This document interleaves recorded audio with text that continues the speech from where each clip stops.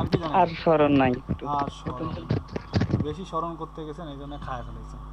Social media marketing, SEO, email marketing, content marketing, আর online advertising, PPC, ঠিক আছে, affiliate marketing. অনলাইনটাই বুঝিনি। অনলাইনটাই কি অ্যাডভার্টাইজমেন্ট ভাই? হুম হুম হুম হুম হুম হুম হুম। আচ্ছা, হ্যাঁ, এই গেল হচ্ছে যে ডিজিটাল মার্কেটিংয়ে আমরা কি কি কাজ করব, বা কি টাইপের ডিজিটাল মার্কেটিং হতে পারে, ঠিক আছে, কি টাইপের ডিজিটাল মার্কেটিং হতে পারে। আচ্ছা, তাহলে প্রথম থেকে কি বললাম? প্রথমে বললাম হচ্ছে ডিজিটাল মার্কেটিং কি, ফার্স্ট টপিক ছিল আমাদের ডিজিটাল মার্কেটিং কি, এটা জানলাম ডিজিটাল মার্কেটিং কি। তারপরে ডিজিটাল মার্কেটিং কেন ইম্পর্টেন্ট এখন, তার তিনটা কারণ দেখলাম।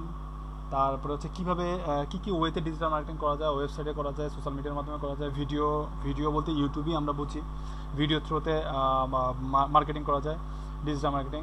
তো তাহলে তিনটা ওয়ে হচ্ছে যে ওয়েবসাইট, সোশ্যাল মিডিয়া, আর হচ্ছে ইউটিউব। আর এগুলোর মধ্যে আছে হচ্ছে সোশ্যাল মিডিয়া মার্কেটিং আছে, সার্চ ইঞ্জিন মার্কেটিং আছে, অনলাইন মার্কেটিং, ইমেল মার্কেটিং আছে, কন্টেন্ট মার্কেটিং আছে, তারপরে হচ্ছে যে অনলাইন অ্যাডভার্টাইজিং বা পিপিসি আছে। হ্যাঁ, এই টপ এই সব এই কাজগুলো ডিজিটাল মার্কেটিং, এই টাইপের কাজগুলো করা হয়। আচ্ছা, এখন আমি যেটা বলবো সেটা হচ্ছে যে স্কোপ অফ ডিজিটাল মার্কেটিং। আপনার ডিজিটাল মার্কেটিংয়ের স্কোপগুলো কি? ভাই, পিভিসি না PPC? PPC, pay per conversation. PPC. Pay per conversation. ঠিক আছে ভাই। ঠিক আছে, থ্যাংক ইউ। আপনি পিপিসি জানেন? না ভাইয়া, আমি এই সম্পর্কে একেবারেই অজ্ঞ। আচ্ছা আচ্ছা আচ্ছা, ঠিক আছে, সমস্যা নেই, বিজ্ঞ হয়ে যাবেন অল্প কিছু দিনের মধ্যে। আপনারা সবাই এক একটা হ্যাঁ, শিখে যাবো। হ্যাঁ, আপনারা সবাই। আমার ছেলে আচ্ছা ঠিক আছে, জানে তো। আচ্ছা ঠিক আছে, আচ্ছা, তো সমস্যা নাই, আমার ছেলে জানে এগুলো সম্পর্কে। আচ্ছা আচ্ছা, হ্যাঁ। হুম, জি ঠিক আছে, থ্যাংক ইউ সো মাচ। আচ্ছা, তো এখন তাহলে কি কয়টা টপিকস গেল? আমাদের তিনটা টপিকস গেল, যে ডিজিটাল মার্কেটিং কি, থ্যাংক ইউ ভাইয়া। ডিজিটাল ডিজিটাল মার্কেটিং কিভাবে করব, হ্যাঁ, ডিজিটাল মার্কেটিং কি কি আছে, হ্যাঁ, আর হচ্ছে এখন আমরা দেখব ডিজিটাল মার্কেটিং কি কি করব, এটা তো দেখলাম। এখন আমরা দেখব, আমরা জানবো হচ্ছে যে স্কোপ অফ ডিজিটাল মার্কেটিং।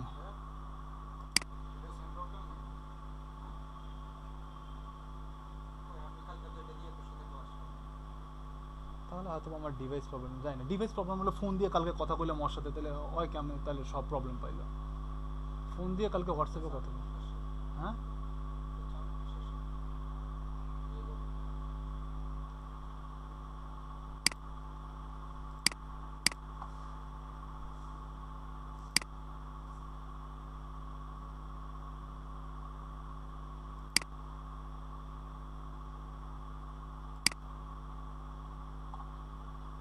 পাচ্ছেন কি? জি বলেন, শুনতে পাচ্ছি, শুনতে পাচ্ছি, বলেন, শুনতে পাচ্ছি, কিছু বললেন? না ভাই, আপনাকে কিছু না ভাই, বলা হয়। ওই আপনাকে না, ওই শাকিল ভাইয়ের নয়েজ আসতেছিল তো, মত করতে বলবো। আচ্ছা ঠিক আছে। আচ্ছা, তো মোটামুটি ডিজিটাল মার্কেটিং কি, কেমনে করব, আর ডিজিটাল মার্কেটিং কেন হটকেক, এটা বুঝলাম। আচ্ছা, এখন আমরা দেখব হচ্ছে যে ডিজিটাল মার্কেটিংয়ের স্কোপগুলো কি, ঠিক আছে। অ্যাজ এ ডিজিটাল মার্কেটার, আপনি যখন এই 50 দিনের প্রজেক্ট কমপ্লিট হয়ে যাবে, আপনার 50 দিন যখন কমপ্লিট করে ফেলবেন, তারপরে আপনি যখন মোটামুটি এই 50 দিনে আপনারা মোটামুটি 15-20টা টপিক্স আপনাদেরকে দেখানো হয়ে যাবে, 15-20টা টপিক্স দেখানো হয়ে যাবে, 15-20টা টপিক্সে আপনাদের স্কিল হয়ে যাবেন আপনারা। এখন 15-20টা টপিক্সে তো সবই আসলে নিতে পারবেন না, বা সব নিয়ে আসলে কাজ করা পসিবলও না। আপনাদেরকে কাজ করতে গেলে হয়তো বা একটা বা দুটো টপিক্সেই কাজ করতে হবে। কি বলেন, সব টপিক্স নিয়ে কাজ করবেন না একটা দুটো টপিক্স নিয়ে কাজ করবেন? এটা সম্ভব না ভাই, যে যেটাতে সম্ভব না। যে সেটা নিয়ে ভালো করবে। সেটাই যেটাতে স্বাচ্ছন্দ্য বোধ করে। সেটাই কারণ হচ্ছে যে 15-20টা টপিকস আসলেই পসিবল না। 15-20টা টপিক্সে একটা মানুষের পক্ষে 15-20টা রকমের সার্ভিস, যেমন হচ্ছে যে একটা সিম্পল এখানে জানি না কারো যদি রিলেটিভ বা হচ্ছে যে কি বলে ফ্যামিলি মেম্বার কেউ যদি এই আমার ফ্যামিলি মেম্বার আমার ছোটো ভাই রংপুর মেডিকেলে পড়ে, তারপর আমি এই উদাহরণটা দিচ্ছি, কেউ কিছু মনে করি আমি, ঠিক আছে? সেটা হচ্ছে যে একটা মেডিসিন ডাক্তারের ভ্যালু আর একটা স্পেশালিস্ট ডাক্তারের ভ্যালু কিন্তু পার্থক্য আছে। মেডিসিন ডাক্তারের কাছে যাইতে কিন্তু সিরিয়াল দিতে হয় না তেমন একটা, মেডিসিন ডাক্তার গেলেই মনে করেন যে পাওয়া যায়, কিন্তু একটা স্পেশালিস্ট ডাক্তারের সিরিয়াল কিন্তু 7 দিন 10 দিন বা 15 দিন আগেও কিন্তু দিয়ে রাখতে হয়। জি ভাইয়া। তো আপনাদেরকে স্পেশালিস্ট ডিজিটাল মার্কেটার হতে হবে, মেডিসিন ডিজিটাল মার্কেটার হয়ে লাভ নেই। কি বুঝলেন? আপনাদের মেডিসিন ডিজিটাল মার্কেটার হয়ে লাভ নেই, স্পেশালিস্ট ডিজিটাল মার্কেটার হতে হবে। আপনাদের অনেকগুলো টপিকসই দেখাবো আমি, এর মধ্যে হয়তো বা কারো কোনো লিড জেনারেশন ভালো লাগবে, কারো হয়তো বা সোশ্যাল মিডিয়া মার্কেটিং ভালো লাগবে, কারো হয়তো বা কি বলে হচ্ছে যে ইমেল মার্কেটিং ভালো লাগবে, কারো হয়তো বা হচ্ছে যে আদার্স অন্য যে টপিক এসইও ভালো লাগবে, কারো হয়তো বা এসইওর মধ্যে অফ পেজ এসইও ভালো লাগবে, কারো হয়তো বা অন পেজ এসইও ভালো লাগবে, হ্যাঁ অনেক, কারো হয়তো এই কিওয়ার্ড রিসার্চ বা কম্পিটিটর অ্যানালাইসিস ভালো লাগবে, এরকম অনেক টপিকস আছে। এই টপিকসগুলো না এখন কার কোনটা ভালো লাগবে কার কোনটা মনের মধ্যে ধরবে এটা তো বলা মুশকিল। তো এই কারণে হ্যাঁ ভাইয়া, বুঝিনি বললাম যার যেটা জানার মধ্যে হ্যাঁ যা হ্যাঁ থাকবে সবাই সব কিছুই দেখবেন, সব কিছু নিয়ে নলেজ রাখবেন, কিন্তু সব কিছুতে এক্সপার্ট হওয়া যাবে না, তাহলে হাতুড়ি ডাক্তার হয়ে যাবে। হাতুড়ি ডাক্তারের মতন সবই পারে কিন্তু কিছু না, হাতুড়ি ডাক্তারের কাছে রোগী গেলে কেউ কখনো ফেরত আসে না, এরকম হাতুড়ি ডাক্তার হওয়া যাবে না। হ্যাঁ, সব সব সম্পর্কে নলেজ রাখতে হবে। সব 50 দিনের ক্লাস আমার, এটা লিড জেনারেশন, আমি লিড জেনারেশন ভালো পারি, আমি লিড জেনারেশন খালি শুধু শিখবো আর কিছু শিখবো না, আর কোনো ক্লাস করবো না, না, এটা যদি করেন তাহলে ভুল করবেন। কারণ সব কিছু সম্পর্কে আপনার নলেজ রাখতে হবে, কারণ একটা মানে এই মার্কেটিংয়ের দুনিয়ায় একটা আরেকটার সাথে রিলেটেড, একটা আরেকটার সাথে রিলেটেড। আপনি ইচ্ছা করলেও ইচ্ছাকৃত বা অনিচ্ছাকৃতই আপনার মধ্যে ওই জিনিসগুলো চলে আসবে। যেমন আমি আপনাদের ক্লাসে ম্যাক্সিমাম যতদিন পর্যন্ত এসইও আসেনি, এসইও টার্মস আসেনি, ততদিন পর্যন্ত হয়তো বা দেখবেন যে আপনাদের ক্লাসের মধ্যে কথায় কথায় হয়তো বা এসইও টার্মস কিছু চলে আসবে। আমার এই কারণটা হচ্ছে এইটাই যে সোশ্যাল মিডিয়া মার্কেটিংয়ের মধ্যেও এসইও চলে আসতে পারে, বা অন্য আদার্স জায়গার মধ্যে কিছু কিছু এসইও টপিকসগুলো চলে আসতে পারে। তো এই জিনিসগুলো যখন চলে আসবে তখন দেখবেন মানে এই জিনিস চলে আসার কারণটা হচ্ছে যে এইটা ওটার সাথে রিলেটেড, হ্যাঁ এটা ওটার সাথে রিলেটেড, এইটা বলতে গেলে ওটাও চলে আসবে, ওটা বলতে গেলে এটা চলে আসবে। তো এইরকমটাই মানে আপনি যদি কোনো টপিক সুইচ করে যান তাহলে সেই জিনিসটা আপনার জন্য খুবই ভয়ঙ্কর বিপদের হয়ে যাবে। এরকম সুইচ করা যাবে না, আপনাকে কনফার্ম আপনি একটা জিনিসই করেন, ঠিক আছে সমস্যা নেই, আপনি একটা জিনিসই করেন বা একটা টপিকস নিয়েই কাজ করেন, কিন্তু আপনার সব টপিকসগুলো সম্পর্কে একটা বেসিক নলেজ ধারণা থাকাটা জরুরি। বেসিক নলেজ না থাকলে তো পরবর্তীতে আপনি অ্যাডভান্স লেভেলে যেতে পারবেন না। এই কারণে সব টপিকস নিয়েই ধারণা রাখবেন, কিন্তু একটা টপিকসকেই ফোকাস করে কাজ করবেন, ঠিক আছে? একটা টপিকসকে ফোকাস করে কাজ করবেন। তো অ্যাজ এ ডিজিটাল মার্কেটার, আপনি যদি একজন ডিজিটাল মার্কেটার হন, এটাকে প্রফেশন হিসেবে নেন, এটাকে যদি ক্যারিয়ার হিসেবে নেন, তাহলে 50 দিন পরে হোক হয়তো, আর ডিজিটাল মার্কেটিংয়ের সব সেক্টর সম্পর্কে যদি কেউ জানতে চায়, আমার মনে হয় না 4-5 বছরে সম্ভব। 4-5 বছরে কারো ডিজিটাল মার্কেটিংয়ের সবগুলো টপিক সম্পর্কে মোটামুটি নলেজ রাখাটাও পসিবল 4-5 বছরে। আমার মনে হয় না, আমার কাছে মনে হয় না পসিবল। এটা খুবই ডিফিকাল্ট একটা জিনিস। এটা মনে করেন যে এটা সমুদ্রের মধ্যে হাবুডুবু খাওয়ার মতন অবস্থা। তো এই কারণে ডিজিটাল মার্কেটিংয়ের যদি আপনি কোনো নির্দিষ্ট একটা টপিকস নিয়ে যদি মার্কেট প্লেসে সার্ভিস দেওয়া শুরু করেন বা নিজেকে ডেভেলপ করার, শুধু যে মার্কেট প্লেসে সার্ভিস, একটা ডিজিটাল মার্কেটারের এইম কিন্তু শুধুমাত্র মার্কেট প্লেসে সার্ভিস দেওয়া না। হ্যাঁ, মার্কেট প্লেসে সার্ভিস কেন আপনাকে দিতে হবে তার কারণটা হচ্ছে যে মার্কেট প্লেসে সার্ভিস যখন দিতে পারেন, আপনি যখন সার্ভিস কোনো একটা টপিক্সে যখন আপনি সার্ভিস, কোনো একটা সাবজেক্টে যখন আপনি সার্ভিস প্রোভাইড করবেন, তখন কিন্তু ওই সার্ভিসটা সম্পর্কে আপনার একটা অনেক ডিপ নলেজ থাকতে হবে। দেন তখনই কিন্তু আপনি সার্ভিস প্রোভাইড করতে পারবেন, আদারওয়াইজ কিন্তু আপনার পক্ষে সার্ভিস প্রোভাইড করা সম্ভব না। তো আপনি যখন মার্কেটে সার্ভিস প্রোভাইড করতে যাবেন, তখন আপনি আরও নতুন নতুন টপিক্সের সাথে পরিচিত হবেন, নতুন নতুন টপিক্সের সাথে, আপনার নতুন নতুন কাজের প্ল্যাটফর্মের সাথে, নতুন নতুন কাজের প্যাটার্নের সাথে, নতুন নতুন ওয়ার্ডের সাথে আমি এখন পর্যন্ত প্রতিদিন নতুন নতুন ওয়ার্ডের সাথে পরিচিত হই। এমনও কিছু টপিক্স আছে আমার এখন যেগুলো এখন পর্যন্ত যে জিনিসগুলো সম্পর্কে আমি কখনো শুনিনি, জানি না, এমনও টপিক্স আছে আমার আমার এখনও প্রতিদিনই আমাদেরকে রাতে স্টাডি করতে হয়, আমরা প্রতিদিনই স্টাডি করি। আমি বিশেষ করে স্টাডি করতে যে কোনো মানে আমার এই প্রফেশন নিয়ে স্টাডি করতে আমি খুব স্বাচ্ছন্দ্য বোধ করি। প্রতিদিন রাতে 10টা বা 11টা থেকে শুরু করে 2টা 3টা 4টা পর্যন্ত আমি স্টাডি করি। আমার ভালো লাগে স্টাডি করতে। আর ভালো লাগা না ঠিক, মানে আপনি যখন কোনো একটা টপিকস নিয়ে অনেক বেশি ঘাটাঘাটি করতে যাবেন, আপনারা যখন একটা প্রফেশনাল ফ্রিল্যান্সার হয়ে প্রফেশনাল মার্কেটার, ডিজিটাল মার্কেটার হয়ে যাবেন, তখন দেখবেন কি যে আপনাদের জন্য কোনো ইনফরমেশন ইউটিউবেও নাই, কোনো ওয়েবসাইটেও নাই, কি বলে হচ্ছে যে কোনো ফোরাম সাইটের মধ্যেও হচ্ছে যে আপনাদের যেটা প্রয়োজন জানার বা আপনি যে জিনিসটা জানতে চাচ্ছেন এই জিনিসটা পাবেন না। কোনো ইউটিউব ভিডিও দেখে পাবেন না, কোনো টিউটোরিয়াল দেখে পাবেন না, কোনো ফোরাম সাইট বা কোনো আর্টিকেল পাবলিশিং সাইট বা কোনো ওয়েবসাইটের মধ্যেও পাবেন না। তখন গিয়ে কি করতে হবে আপনাদেরকে?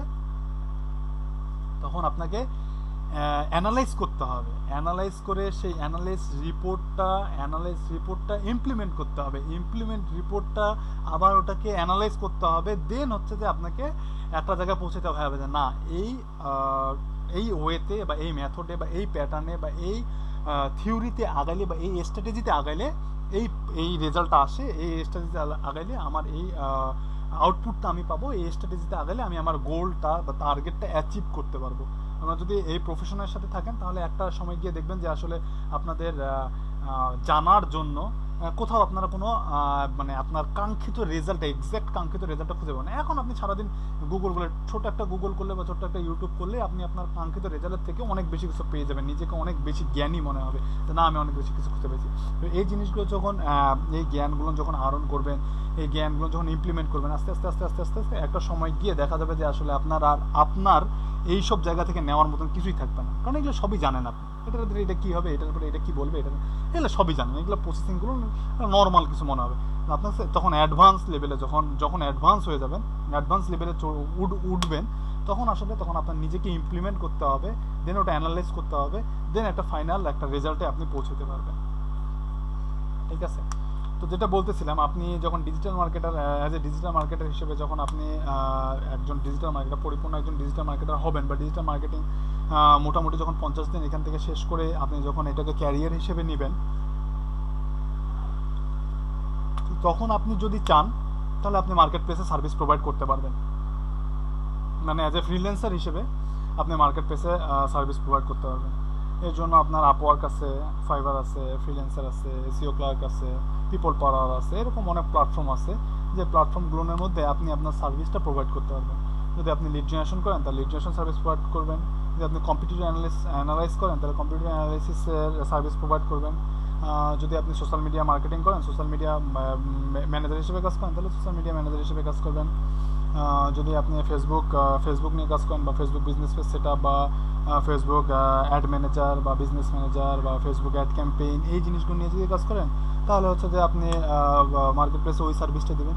এরকম যে টপিক্সে আপনার ভালো মনে হবে সেই টপিক্সটাই, সেই সার্ভিসটাই আপনি মার্কেট প্লেসে দিতে পারবেন। এটা হচ্ছে একজন ডিজিটাল মার্কেটার কতভাবে তার কাজ করার স্কোপ, এই স্কোপগুলো আমি আপনাদের সামনে তুলে ধরতেছি। তো সে একজন ডিজিটাল মার্কেটার ফ্রিল্যান্সিং করতে পারে, সে মার্কেট প্লেসে কাজ করতে পারে, সেই মার্কেট প্লেসে তার সার্ভিসটা সে যে সার্ভিসটাতে সে সার্ভিসটা সে সেল করতে পারে মার্কেট প্লেসে। আচ্ছা, এটা একটা ওয়ে। আচ্ছা, এরপরে কি করতে পারেন? এরপরে আপনি জব করতে পারেন। এখন আপনারা লিঙ্কডিনে সার্চ করলে বা গুগল সার্চ করলে বা বিডি জবসে সার্চ করলে ডিজিটাল মার্কেটিং রিলেটেড অনেক জব দেখতে পারবেন। স্ট্যান্ডার্ড যেসব কোম্পানি আছে বা যেসব কোম্পানি স্ট্যান্ডার্ড জব প্রোভাইড করে, এইসব আপনি যদি এখান থেকে 50 দিনের ট্রেনিং শেষ করে আপনি এখান থেকে যদি একটা খুব ভালো ক্লিয়ার কনসেপ্ট নিয়ে যদি বের হতে পারেন, তাহলে আপনি অ্যাজ এ ডিজিটাল মার্কেটার হিসেবে যে কোনো কোম্পানিতে সার্ভিস প্রোভাইড করতে পারবেন। আপনি যদি মার্কেট প্লেসে কাজ করতে নাও চান সেক্ষেত্রে আপনি জব করতে পারবেন, অ্যাজ এ ডিজিটাল মার্কেটার হিসেবে বিভিন্ন কোম্পানিতে আপনি জব করতে পারবেন। এবং সেটার স্যালারি আপনার 18 two 35 plus.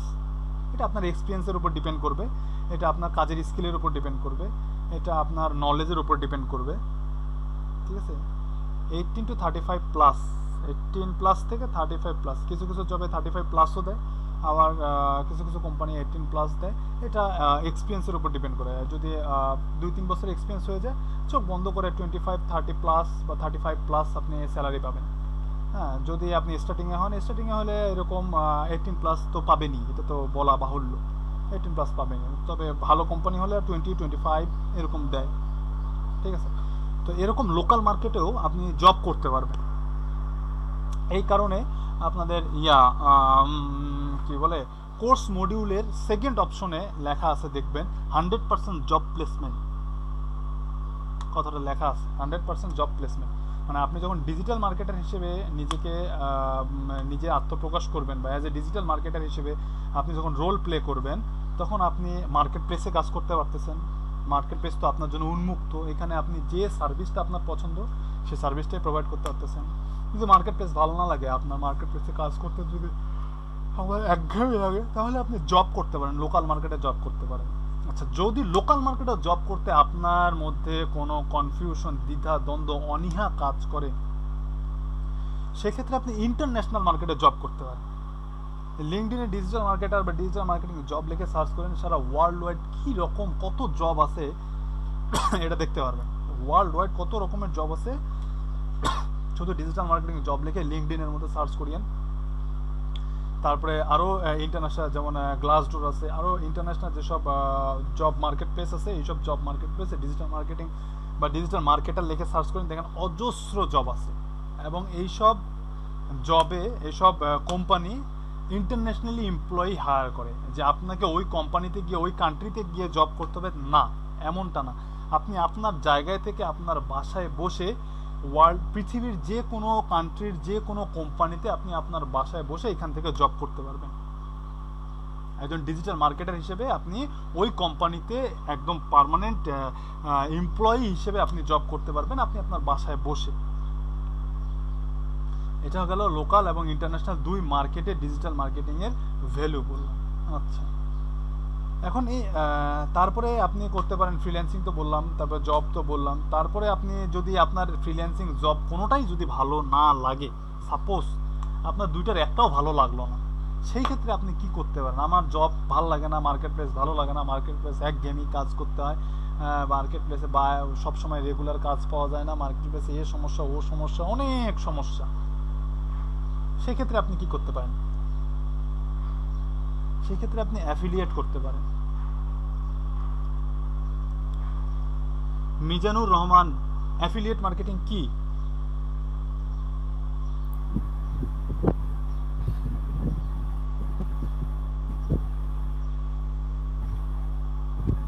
Mizanur Rahman sir আমি বলতে পারবো না। আবার স্যার বলেন। ভাই আমি বলতে পারবো না, আমি ইউটিউবে দেখছি খালি affiliate marketing, CPA marketing, digital marketing এইসব বললাম। না, আমি বলিনি যে আপনি বলতেই হবে আপনাকে, এমনটা বলিনি, জানেন কিনা তাই বললাম। আচ্ছা, অ্যাফিলিয়েট মার্কেটিং কেউ বলতে পারবেন অ্যাফিলিয়েট মার্কেটিংটা কি?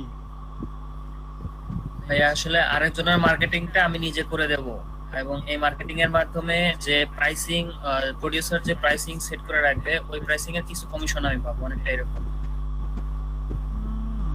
কিছুটা। আচ্ছা ঠিক আছে, কনসেপ্ট ঠিক আছে। আর কেউ?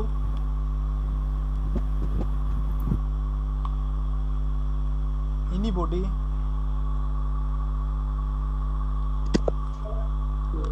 আইডিয়া না। অ্যাফিলিয়েট মার্কেট হচ্ছে আচ্ছা, একটা কোম্পানির একটা প্রোডাক্ট বিক্রি করে তার থেকে কিছু কমিশন পায়। কোম্পানির প্রোডাক্ট বিক্রি করে কমিশন নেওয়া, কোম্পানির প্রোডাক্ট কমিশন। আচ্ছা, এই কোম্পানির প্রোডাক্ট কই পাবেন আপনি? প্রোডাক্ট, কোম্পানির প্রোডাক্ট, ওটা তো অ্যাডভার্টাইজমেন্ট থাকে, লিংকে থাকে না? আচ্ছা আচ্ছা আচ্ছা, অ্যাফিলিয়েট লিংকে যে থাকবে সে থেকে। জি জি জি জি জি। আচ্ছা, আর কেউ?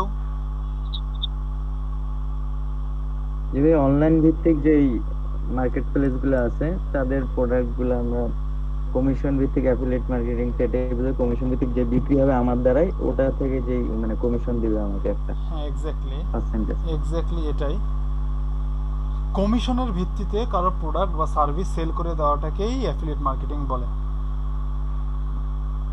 সোজা বাংলা কথায় কমিশনের ভিত্তিতে কারো প্রোডাক্ট বা সার্ভিস সেল করে দেওয়াকেই অ্যাফিলিয়েট মার্কেটিং বলে। ক্লিয়ার? Yes or no? জি ভাইয়া। পলাশ ভাই ঘুমাইছেন? সোহেল নানা, মাহমুদুর রহমান, মেহেদি হাসান মুন্না, মানিক মাহমুদ সাগর, আজিজুল হক না আজিজুল ইসলাম, কামরুল ইসলাম, মুতমাইন্না মাহি,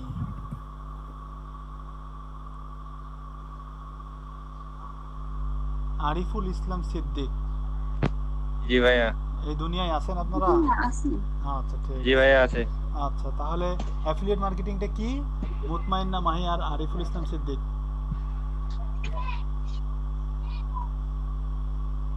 ভাইয়া অ্যাফিলিয়েট মার্কেটিংটা হচ্ছে কমিশন কমিশন নিয়ে কারো প্রোডাক্ট বিক্রি করে দেওয়া, সেল করে দেওয়া। ইয়েস। মুশাররফ হোসেন, অ্যাফিলিয়েট মার্কেটিংটা কি? কমিশনের মাধ্যমে কোনো কোম্পানির প্রোডাক্ট বিক্রি করে অ্যাফিলিয়েট মার্কেটিং বলে। কমিশনের ভিত্তিতে কোনো কোম্পানির সার্ভিস অথবা প্রোডাক্ট, যে কোনো কোম্পানি, নট অনলি কোম্পানি, যে কোনো প্রোডাক্ট আর সার্ভিস সেল করে দেওয়াটাই হচ্ছে অ্যাফিলিয়েট মার্কেটিং। আচ্ছা, তো আপনার যদি ফ্রিল্যান্সিং করতে অনীহা থাকে তাহলে আপনি জব করতে পারেন। যদি জব করতে অনীহা থাকে তাহলে আপনি অ্যাফিলিয়েট মার্কেটিং করতে পারেন। তাহলে একজন ডিজিটাল মার্কেটের স্কোপ কতগুলো বললাম? ফ্রিল্যান্সিং, অনেকগুলো মার্কেট প্লেস আছে, সব মার্কেট প্লেসেই আপনি অ্যাকাউন্ট করতে পারেন, সব মার্কেট প্লেসে সেম সার্ভিস প্রোভাইড করতে পারেন, কোনো সমস্যা নেই। ঠিক আছে, আপনি ফাইবারেও যে সার্ভিস প্রোভাইড করতেছেন, আপওয়ার্কেও সেই সার্ভিস প্রোভাইড করতে পারেন, পিপল পাওয়ারেও সেই সার্ভিস প্রোভাইড করতে পারেন, তারপরে হচ্ছে যে কি বলে এসইও ক্লার্কেও সেই সার্ভিস প্রোভাইড করতে পারেন, যে কোনো সব মার্কেট প্লেসে একই সার্ভিস প্রোভাইড করতে পারেন একই পার্সন হিসেবে, কোনো সমস্যা নেই। আচ্ছা, যদি এটাতে প্রবলেম থাকে তাহলে জব করতে পারেন, লোকাল মার্কেটে জব করতে পারেন, ইন্টারন্যাশনাল মার্কেটে জব করতে পারেন। যদি এটাতেও প্রবলেম থাকে তাহলে আপনি অ্যাফিলিয়েট করতে পারেন। আচ্ছা, এই তিনটা টপিকস তো গেল। আচ্ছা, আরও একভাবে ইনকাম করা যায়। আমার এই তিনটার একটাও ইচ্ছা নাই, আমি এই তিনটার একটাও করবো না, আমি খালি খাবো দাবো আর ঘুমাবো, তাও আমার টাকা কামাই হবে। কেমনে? একজন ডিজিটাল মার্কেটার হিসেবে এটাই সুবিধা, আপনি খাবেন দাবেন ঘুমাবেন, ঘুরে বেড়াবেন, আড্ডা দিবেন, গল্প করবেন, হ্যাঁ ঘুরতে যাবেন, তাও আপনার টাকা কামাই হবে। বিশ্বাস হয়? হ্যাঁ, কিভাবে অ্যামাজনে রিফান্ড সাইটে আমি এরকম একটা দেখছিলাম আর কি, বেশ কিছুদিন এই বিষয়ে রিচার্জ করছে। এই হবে আর কি, মানে আমি একটা প্রোডাক্টের অ্যাড দিলাম,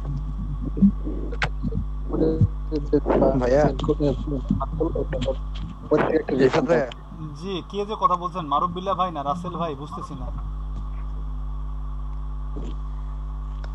আচ্ছা ভাই, এরকম কথা তো ডেস্টিনি বলতো ভাইয়া, খাবেন দাবেন ঘুমাবেন আর আপনার টাকা ইনকাম করবেন। এটাই ভাবছিলাম ভাইয়া। এটা ডেস্টিনি বলে না, এটা তারা কনসেপ্টটা নিচেই হচ্ছে যে আমাদের কাছ থেকে, ডিজিটাল মার্কেটারদের কাছ থেকে। আমরা খাবো দাবো ঘুমাবো, তাও আমাদের ইনকাম হবে, এটাই হচ্ছে ডিজিটাল মার্কেটের লাইফ।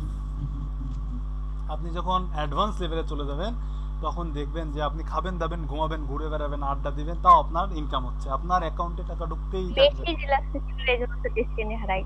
হ্যাঁ, ডেস্টিনি হারাই গেছে, কিন্তু ডিজিটাল মার্কেটিং হারায়নি, হারাবেও না। যতদিন পর্যন্ত অনলাইন ওয়ার্ল্ড আছে ততদিন পর্যন্ত পৃথিবী আছে, যতদিন পর্যন্ত পৃথিবী আছে ততদিন পর্যন্ত ডিজিটাল মার্কেটিং আছে, আর যতদিন পর্যন্ত ডিজিটাল মার্কেটিং আছে ততদিন পর্যন্ত আমাদের ইনকাম আছে, টাকা আছে। আচ্ছা, কারো আইডিয়া আছে যে খাবেন দাবেন ঘুমাবেন তাও টাকা ইনকাম হবে? রাসেল ভাই না রুসেল ভাই কিছু বলতে চাচ্ছিলেন? ভাই ওই যে অ্যামাজনে রেফারেন্স সাইটে আমি একটা দেখলাম যে একটা প্রোডাক্টের আমি মার্কেটিং করলাম, ওখান থেকে বাই করার পরে আমরা একটা অ্যামাউন্ট আসলে দিতাম। ওটা তো অ্যাফিলিয়েট, ওটা অ্যাফিলিয়েট তো আমরা তো ওটার কথা তো বল, আপনি যেটা কথা বলছেন এটা তো অ্যাফিলিয়েট, ওটা তো বললামই যে কমিশনের রেটে কোনো প্রোডাক্ট সেল করে দেওয়া, এটা হচ্ছে অ্যাফিলিয়েট। অ্যাডসেন্সের সাথে কারো কোনো পরিচয় আছে? অ্যাডসেন্স এই ওয়ার্ডটা শুনছেন কেউ? শুনছেন তো? আমি আমার চোখের দেখা এখানে আপনার 4-5 জন শুনছেন গুগল অ্যাডসেন্স। শুনছি ভাইয়া, কিন্তু হ্যাঁ শুনছিলাম, ওটা ভাইয়া ফোনের মধ্যে কাজ করছে। জি ভাইয়া শুনছি। মারুফ বিল্লাহ ভাই জানেন, তারপরে এখানে কই গেল এই যে শাহাদত ভাই জানেন, তারপরে মিজানুর রহমান ভাই জানেন না, তারপরে যে সাগর ভাই জানেন, সাগর ভাই জানেন, শাহাদত ভাই জানেন, মারুফ ভাই জানেন, পলাশ ভাই মনে হয় একটু একটু জানেন, একটু জানে, অনেক বেশি জানার চেষ্টা করেন। তারপরে আচ্ছা জাহানুর আলম ভাই আপনি, আচ্ছা অ্যাডসেন্স, গুগল অ্যাডসেন্স বা অ্যাডসেন্স দিয়ে কিভাবে ইনকাম করা যায় তার কোনো আইডিয়া আছে? না এই বিষয়ে আইডিয়া নেই। না ভাই আমি জানি না। এই রে, এই অ্যাডসেন্স কথাটা শুনছেন? প্রচার করে এই বিজ্ঞাপনে ক্লিক করলে আচ্ছা মেহেদি হাসান ভাই আরেকবার বলেন।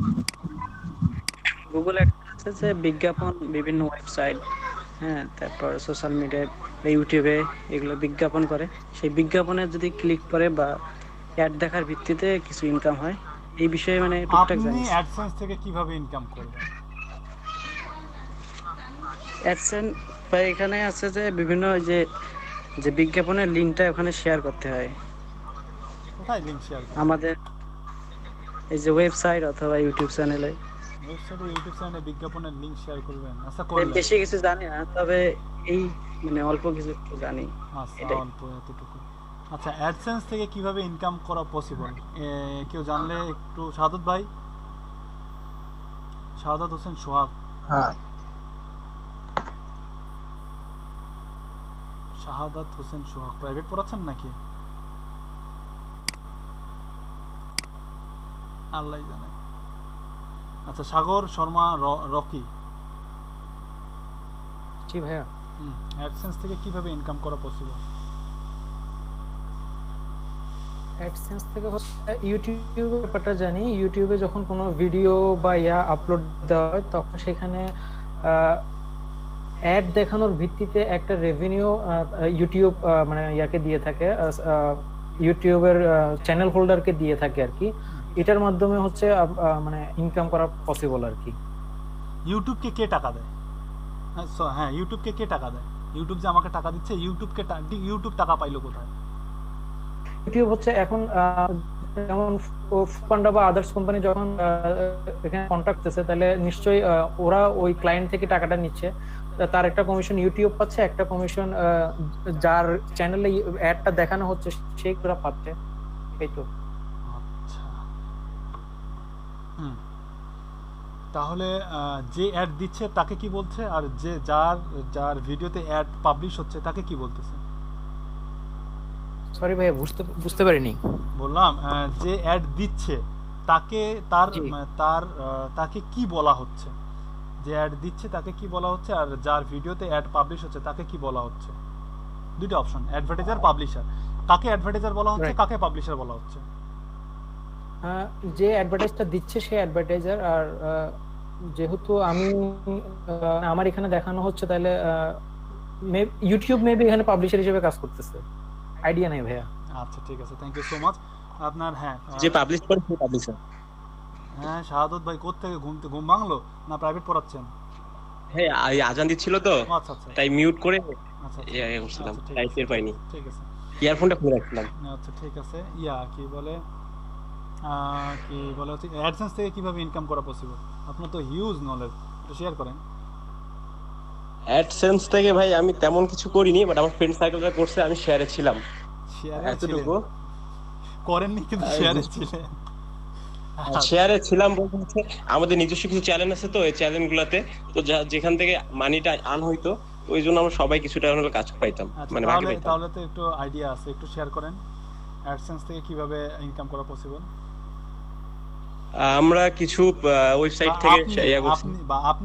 আপনি আপনার এক্সপিরিয়েন্সও শেয়ার করতে পারেন, অথবা হচ্ছে যে আপনি মানে কনসেপ্ট দিতে পারেন যে আপনি অ্যাডসেন্স থেকে কিভাবে মানি জেনারেট করতে পারেন। মানি জেনারেট করতে বলতে হচ্ছে আমরা কয়েকটা কোম্পানির বাইরের দেশের ইউকে ইউএস এর কয়েকটা কোম্পানির হচ্ছে আপনার ওরা কিছু নির্দিষ্ট পরিমাণে অ্যাড দিত, এত হার্স অ্যাডগুলো চালাইতে হইতো, যার জন্য নির্দিষ্ট পরিমাণে আমাদের একটা করে মানি দিত। যে এই অ্যাডগুলা এতজন যদি ভিউ হইতো, দেখা যাচ্ছে 1 লক্ষ ভিউ, 1 লক্ষ ভিউর জন্য ওরা দেখা যাচ্ছে আমাদের $10 $20 এভাবে বিভিন্ন মানে একটা পজিশন অনুযায়ী বিভিন্ন অ্যাডের জন্য বিভিন্ন একটা অ্যামাউন্ট দিত।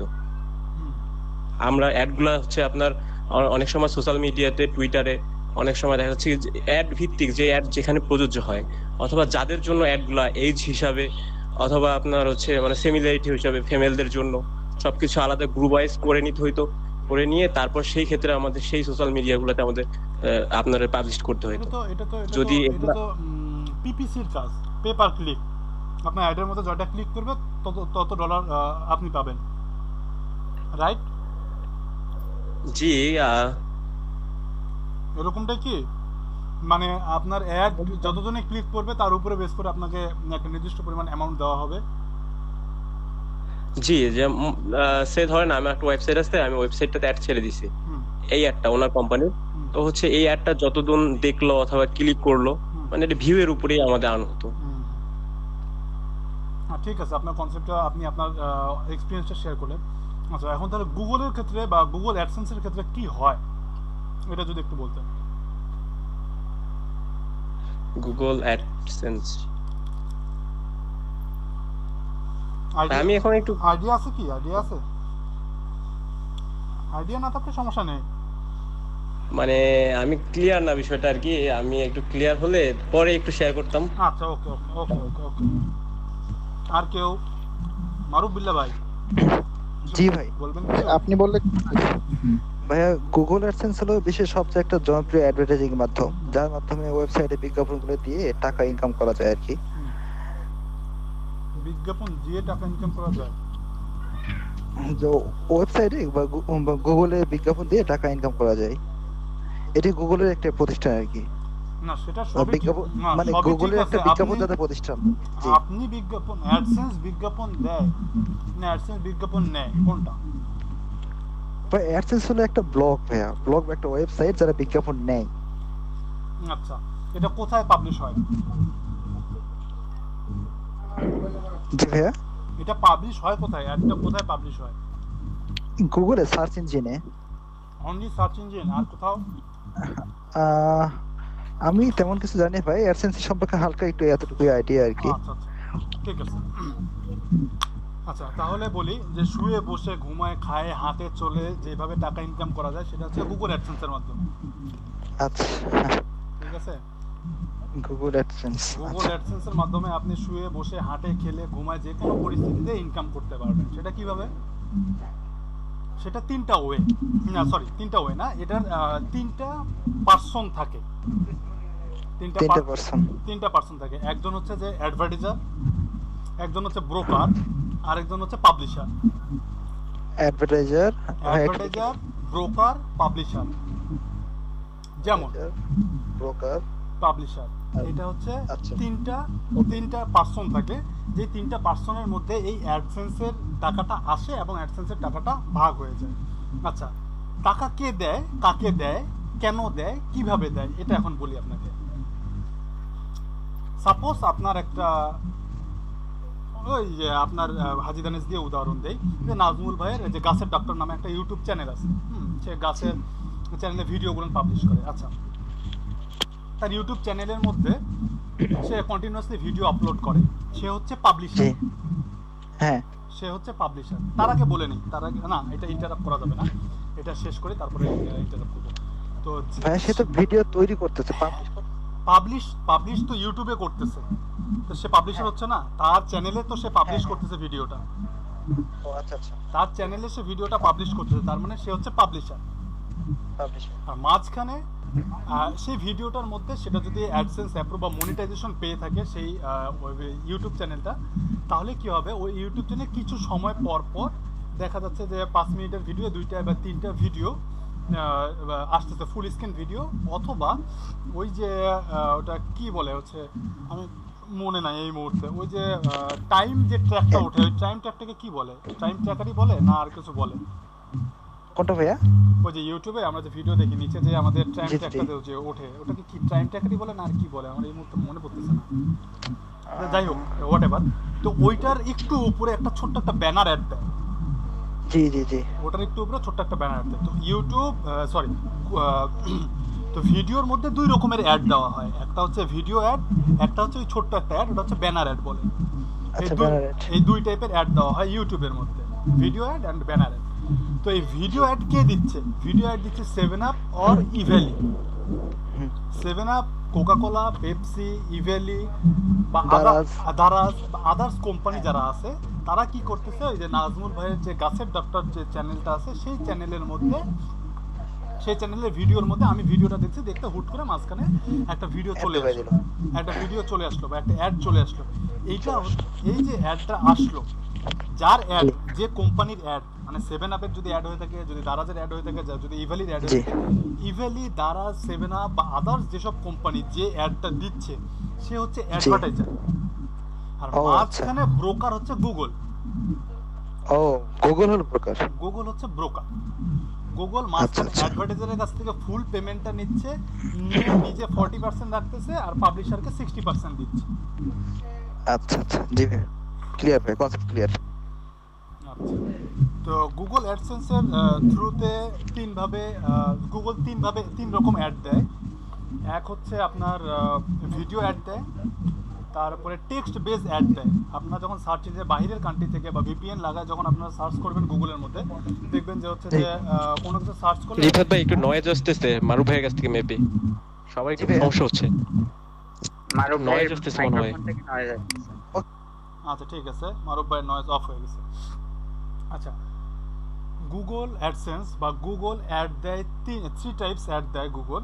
একটা হচ্ছে ইউটিউবে, একটা হচ্ছে ভিডিও অ্যাড দেয়, একটা হচ্ছে টেক্সট বেস অ্যাড দেয়, আরেকটা অ্যাড দেয় ওয়েবসাইটের মধ্যে। আপনারা যদি দেখতে পারবেন, আপনারা যদি সাপোজ আমাদের যদি এখন ডিজিটাল মার্কেটিং রিলেটেড যদি আমার কোনো ওয়েবসাইট থাকতো, বা আমার ওয়েবসাইটের মধ্যে যদি ডিজিটাল মার্কেটিং রিলেটেড কন্টেন্ট থাকতো, সে কন্টেন্টের top, bottom, middle, left, right বিভিন্ন জায়গায় দেখবেন ছোট ছোট বা মাঝারি সাইজের ব্যানার অ্যাড দেয়। তো সার্চ ইঞ্জিনের মধ্যে যখন আমি কোনো কিছু লিখে সার্চ করি, সার্চ করার পরে এটা যদি বাইরের কোনো কান্ট্রি হয়ে থাকে, সেই ক্ষেত্রে এই জিনিসটা বেশি দেখা যায় বাইরে। বা বাইং কিওয়ার্ড, এই কথাটা আল্লাহ জানে কি যে বুঝবেন। বাইং কিওয়ার্ড হচ্ছে ওই যে আমরা যখন গুগলে সার্চ করি যে বাই টি শার্ট বা টি শার্ট বাই, বা টি শার্ট শপ, এগুলোকে বাইং কিওয়ার্ড বলা হয়। এইরকম যখন টার্গেটেড কিওয়ার্ড লিখে সার্চ করা হয়, তখন দেখবেন যে ফার্স্ট 1 2 3 4 এই 4টার রেজাল্টের মধ্যে 1টা 2টা 3টা বা 4টার রেজাল্ট আপনার থাকবে, কি বলে, এডি অ্যাড লেখা থাকবে সবার উপরে, বাম পাশে সবার উপরে ছোট্ট করে বোল্ডে লেখা থাকবে এডি অ্যাড লেখা থাকবে। এটা হচ্ছে টেক্সট বেস অ্যাড। এটা হচ্ছে টেক্সট বেস অ্যাড, এটা সার্চ ইঞ্জিনের মধ্যে শুধুমাত্র আপনি পাবেন। এটা হচ্ছে টেক্সট বেস অ্যাড।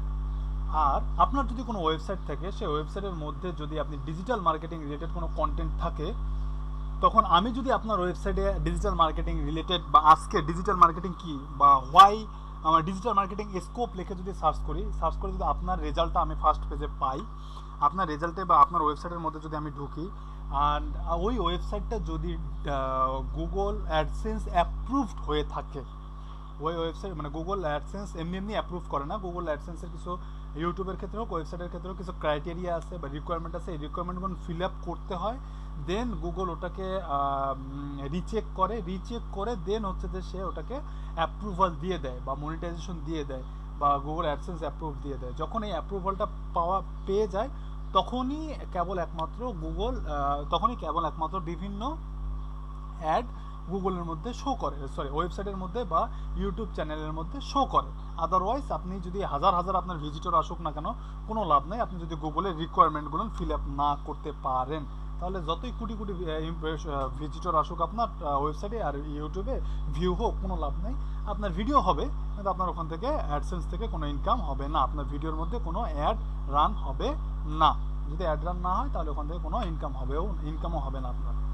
তো আপনার ওয়েবসাইটের মধ্যে যদি আপনি এরকম আর্টিকেল, একটা স্কোপ অফ ডিজিটাল মার্কেটিং লিখে, ডিজিটাল মার্কেটিং নিয়ে যদি একটা আর্টিকেল লেখেন, ওই আর্টিকেলটা যদি আমি পড়ি আর ওটা যদি গুগল অ্যাডসেন্স অ্যাপ্রুভড ওয়েবসাইট হয়ে থাকে, তাহলে আপনি ওটা নির্দিষ্ট করে দিতে পারেন যে আমি ওটার টপে, বটমে, মিডিলে, ডানে, বামে যে কোনো জায়গায় একটা অ্যাড বা 2টা অ্যাড বা 3টা অ্যাড বা 6টা অ্যাড দিতে চাই। অথবা এটা অটো করে দেওয়া যায়, এখন গুগল তার ইচ্ছা মতন জায়গা খুঁজে নিয়ে অ্যাড দিয়ে দেয়। তো এই আমি যখন স্কোপ অফ ডিজিটাল মার্কেটিং লিখে সার্চ করে আপনার ওয়েবসাইটে ঢুকে আপনার আর্টিকেলটা পড়া শুরু করব, তখন দেখবো কি আপনি যেসব জায়গা সিলেক্ট করে দিয়েছেন বা গুগলের যে জায়গা পছন্দ হয়েছে ওই জায়গার মধ্যে গুগল ইভ্যালির অ্যাড দিয়ে দিছে, কি অ্যাড দিয়ে দিছে। আমি ডিজিটাল মার্কেটিং রিলেটেড সার্চ করছি, ডিজিটাল মার্কেটিং রিলেটেড আর্টিকেল পড়তেছি। এখন যে ডিজিটাল মার্কেটার তার কি প্রয়োজন, তার কম্পিউটার অ্যাক্সেসরিজ প্রয়োজন। তাহলে এখন কি করলো গুগল ওই আমার ওই ওয়েবসাইটের মধ্যে ইভ্যালির কম্পিউটার অ্যাক্সেসরিজের একটা অ্যাড লাগাই দিল। ঠিক আছে, গুগল ইয়ার মধ্যে ওই ওয়েবসাইটের মধ্যে কম্পিউটার অ্যাক্সেসরিজের একটা ব্যানার টপে, বটমে, মিডিলে, ডানে, বামে যে কোনো এক জায়গায় অথবা 2-3 জায়গায় একটা ব্যানার শো করায় দিল আমার সামনে যে ইভ্যালির এখন 30% অফ চলতেছে মাউসের উপরে, 50% অফ চলতেছে হেডফোনের উপরে, পরে 100% ক্যাশব্যাক ডিসকাউন্ট চলতেছে ল্যাপটপের উপরে। এইরকম একটা ব্যানার দিয়ে রাখে দিল। কারণ আমি ডিজিটাল মার্কেটার, আমার এই প্রোডাক্টটা প্রয়োজন, আমার এই আমি এই টার্গেটেড কাস্টমার, এই কারণে আমার সামনে অ্যাডটা শো করাচ্ছে। তো আপনার যদি এরকম কোনো ইউটিউব চ্যানেল থাকে অথবা যদি কোনো ওয়েবসাইট থেকে থাকে, একটা ওয়েল এস্টাবলিশড ওয়েবসাইট যদি থেকে থাকে অ্যান্ড ওটা যদি আপনার গুগলের সব ক্রাইটেরিয়া ফিল আপ করে ওটা যদি অ্যাডসেন্স অ্যাপ্রুভ হয়ে থাকে চ্যানেল অথবা ওয়েবসাইট, তাহলে আপনি খাবেন, দাবেন, ঘুমাবেন, ঘুরে বেড়াবেন, আড্ডা দিবেন, যা খুশি তাই করবেন, আপনার ওয়েবসাইটে ট্রাফিক আসবে আর আপনার এখান থেকে মানি জেনারেট হবে। কি বুঝলেন? বুঝলেন কিছু? ভাই বসে বসে টাকা কামানো করা যায়, বসে বসে টাকা কামানো করা। তাহলে দেখেন ডিজিটাল মার্কেটিং। জি ভাই, কনসেপ্ট ক্লিয়ার। জি ভাই, ভাই এই জায়গায় বুঝলাম, কিন্তু ভিজিটর নিয়ে আসাটাই তো টাফ, মানে ভিজিটর তো এমনি আসবে না। হ্যাঁ যে ভাই তো বললো নির্দিষ্ট কিছু রিকোয়ারমেন্ট ফিল আপ করতে হবে, কিছু ভিউয়ার্স, কিছু লাইক, কিছু সাবস্ক্রাইবার যদি ইউটিউব চ্যানেল হয় সেই ক্ষেত্রে ফিল আপ করলে তখন তারা অফারটা তখন তাদের কাছ থেকে নেওয়া যাবে। জি ভাইয়া, আমি বলছিলাম যে ভিজিটর গুলো তো নিয়ে আসতে হবে আগে, ভিজিটর ছাড়া তো আমার সাথে হাঁটেন, আমি তো হাঁটাচ্ছি আপনাকে। একটা ছোট বাচ্চা যখন হাঁটতে শেখে তখন বাবা মা কিন্তু হাত ধরে হাঁটা শেখায়। তো বাবা মা কিন্তু যখন খুব একদম প্লেন, সমতল এবং নরম জায়গা পায় তখনই কিন্তু বলে বাবা দৌড়াও, বাবা দৌড়াও, বাবা দৌড়াও। তখন কিন্তু বাচ্চারা দৌড়ায়, তার আগে কিন্তু বাচ্চা দৌড়ায় না। ঠিক আছে, আপনারা আমার সাথে হাঁটতেছেন, আমার সাথে হাঁটেন। ট্রাফিক কিভাবে জেনারেট করতে পারবেন, আপনার ওয়েবসাইটে কিভাবে ট্রাফিক জেনারেট হবে। আমি অত দূরে এখনো যাই নাই, আমি বলছি যে আপনি বলেন যে খাবেন দাবেন বসে থাকবেন তারপরেও ইনকাম হবে, কিন্তু না, ওখানে তো খাওয়া দাওয়া না, কাজ তো আমার করতে হচ্ছে বা করতে হবে। কাজ সবসময় করতে হবে না, তো আপনাকে কাজ সবসময় করতে হবে না। আপনার যখন একটা চ্যানেল, আপনার যখন গুগলের যখন ফার্স্ট পেজে আমি স্কোপ অফ ডিজিটাল মার্কেটিং লিখে সার্চ করলে আপনি যদি ওভাবে আপনার ওয়েবসাইটটাকে এসইও করতে পারেন, আপনি যদি আপনার ইউটিউবের ভিডিওটাকে, ইউটিউবের চ্যানেলটাকে ওভাবে এসইও করতে পারেন যে আপনার কোনো কিওয়ার্ড লিখলেই, কোনো মার্কেটিং কিছু দরকার নেই, আপনি যদি শুধু খালি এসইও করতে পারেন, এক্স্যাক্টলি প্রপারলি যদি এসইও করতে পারেন, আপনি যদি আপনার ভিডিওটার বা আপনি যদি আপনার ওয়েবসাইটটা যদি এক্স্যাক্ট এসইওটা করতে পারেন, যে এসইওটা করে আপনি আপনার ওয়েবসাইটকে গুগলের ফার্স্ট পেজে নিয়ে আসতে পারলেন, অথবা আপনার ভিডিওকে ইউটিউবে সার্চ দিলে, ওই কিওয়ার্ড দিয়ে সার্চ দিলে সবার 1, 2, 3, 4, 5টা ভিডিওর মধ্যে একটা ভিডিওর মধ্যে নিয়ে আসতে পারেন, তাহলে আপনার কোনো ট্রাফিক জেনারেট করার দরকার নেই তো ভাই। ওই যে মানুষ নিজে নিজে সার্চ করতেছে না, ওই মানুষ সার্চ করে আপনার ওয়েবসাইটে ঢুকবে, আপনার ভিডিও দেখবে, আপনাকে কাউকে ডাকে নিয়ে আসতে হবে না। তখন আপনি জাস্ট ওয়ান টাইম কাজ করবেন। ডিজিটাল মার্কেটার ওয়ান টাইম কাজ করবে। ডিজিটাল মার্কেটার কাজ হচ্ছে স্মার্ট জব। আমরা কাজ করব স্মার্টলি। আমরা ওই কি বলে ওই অফলাইন মার্কেটারের মতন সারাদিন ওই কি বলে হচ্ছে যে একটা কথা বারবার বলে যাবো না যে ওই যে কি কোম্পানির সুবিধাতে 200 টাকা জিনিস 100 টাকা, 200 টাকা জিনিস 100 টাকা, অত ফেদলা পারবো না তো। আমরা একবারই ফেদলা পারবো, এমন ফেদলা পারবো যেটা জি দ্বারা ভাই। মনে করেন যে সারা জীবন মানুষ মনে করেন যে ওটা আমার কাছে মানুষ আসে শুনবে, আমি কেন মানুষের কাছে বলতে যাবো? আমার ওয়েবসাইটটাকে অথবা ইউটিউব চ্যানেলটাকে আমি এমন করে এসইও করব যেন ওটা সবসময় টপে চলে আসে বা র্যাঙ্কে চলে আসে। যখন র্যাঙ্কে চলে আসবে তখন অটোমেটিক অর্গানিকলি মানুষ নিজে নিজেই সার্চ করে আমার ইউটিউব চ্যানেলে যাবে, মানুষ নিজে নিজেই সার্চ করে আমার ওয়েবসাইটে যাবে, আবার নিজে নিজেই সার্চ করে ওয়েবসাইটে গিয়ে নিজেরাই নিজেদের প্রয়োজনে হচ্ছে যে অ্যাডের মধ্যে ক্লিক করবে বা অ্যাড ভিউ করবে। দেন ওখান থেকে যদি অ্যাড ভিউ নাও করে, ওই ট্রাফিক যে ঢুকতেছে এই ঢুকার কারণে আমি ওখান থেকে একটা অ্যামাউন্ট ইনকাম করতে পারবো বা একটা অ্যামাউন্ট জেনারেট করতে পারবো। ক্লিয়ার? জি ভাইয়া ক্লিয়ার। তবে হ্যাঁ, সেই দিনটা যে কবে আসবে যে এসিও করতে পারবো। এখনই এই অবস্থা। তাহলে দেখেন অ্যাজ এ ডিজিটাল মার্কেটার হিসেবে আপনাদের স্কোপগুলো মানে কত জায়গায়। আপনি ফ্রিল্যান্সিং করতে পারেন, আপনি জব করতে পারেন, আপনি অ্যাফিলিয়েট করতে পারেন, আপনি ঘুমায় ঘুমায় টাকা ইনকাম করতে পারেন। বুঝতে পারছেন? একটু আমাদের সময় দেওয়া যাবে কি একটু ভাইয়া? জি বলেন। ও 4টা আচ্ছা, 30 বাজে তো আমিও ব্রেক দেবো। আমারও খুব অবস্থা খারাপ।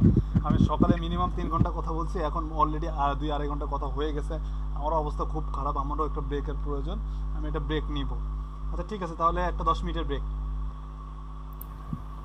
ঠিক আছে, নামাজ সহ একটা 10 মিনিটের ব্রেক। ওকে ওকে, 10 মিনিট পরে চলে আসেন। 10 মিনিট পরে আজকে কিন্তু অন্য জিনিস আছে বলে দিলাম। আচ্ছা ঠিক আছে, আসবো। অপেক্ষা থাকলাম। ওকে ভাইয়া।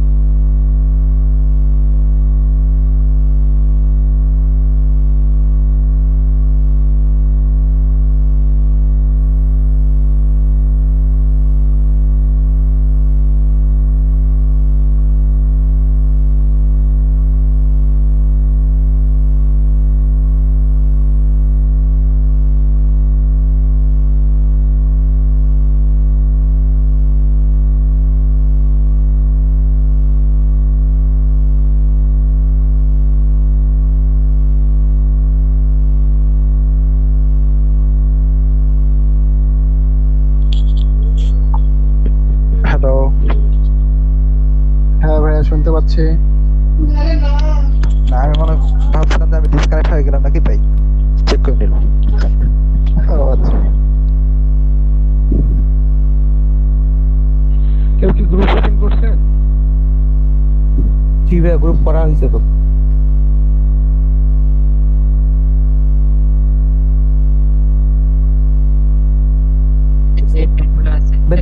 লিংক আছে তো,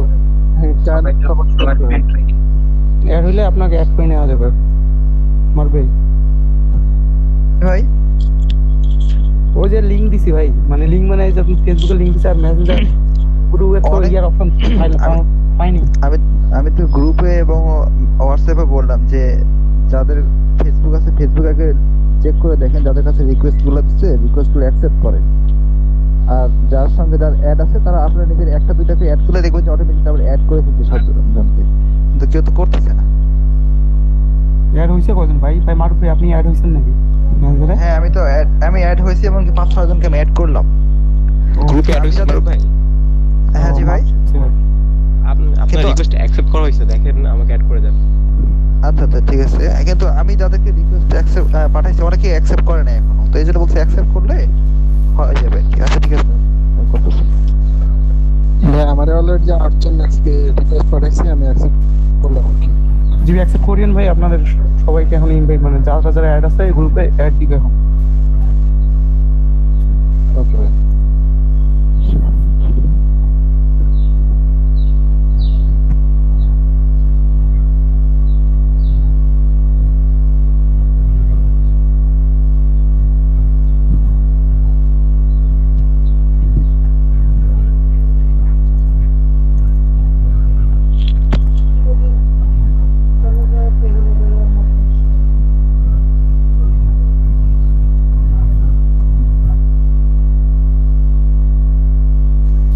মারুফ ভাই কি আমায় অ্যাড করছেন? জি করলাম। আমাদের গ্রুপের নাম কি দেওয়া আছে? হ্যাঁ গ্রুপের নাম আপনার হচ্ছে যেটা দেয়া আছে হোয়াটসঅ্যাপের গ্রুপে সেম নাম, এই সেলস সেল। হ্যাঁ ভাই অ্যাড করছেন কি আমাকে? কে ভাই? ভাই শাহাদত ভাইরে করলাম। ও আমি শাহাদত ভাইরে করলাম। আচ্ছা এবার থ্যাংক ইউ ভাইয়া। গানের কণ্ঠটা সুন্দর। হ্যাঁ ভাই গান শুরু করে পরে। এবার তাহলে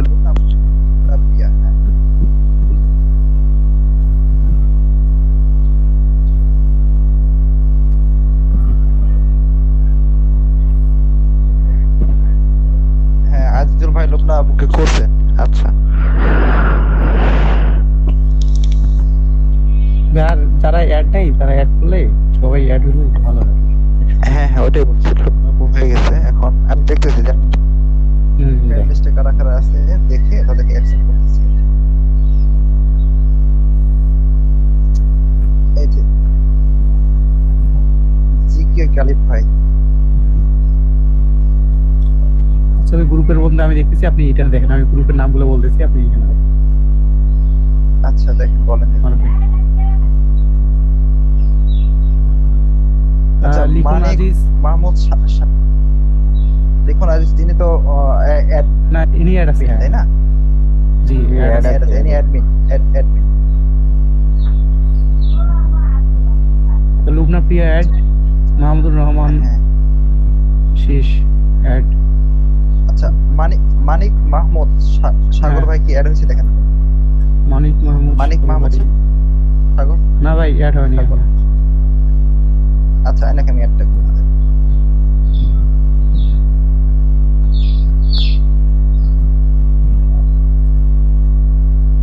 মানিক মাহমুদ সাগর মানিক, এ ভাই কি আমাদের সঙ্গে না? জি জি আচ্ছা ঠিক আছে, মানিক মাহমুদ সাগর ভাইকে অ্যাড করলাম হয়তো। কামরুল হোসেন ভাই তো আমাদের মিজানুর রহমান বলছে ভাই।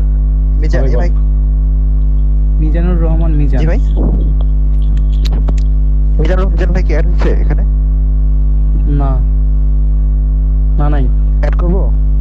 হ্যাঁ করেন ভাই। মিজানুর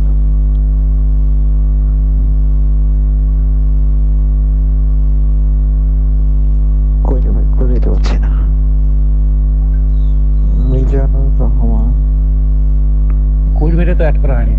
মিজানুর ও জে দিয়ে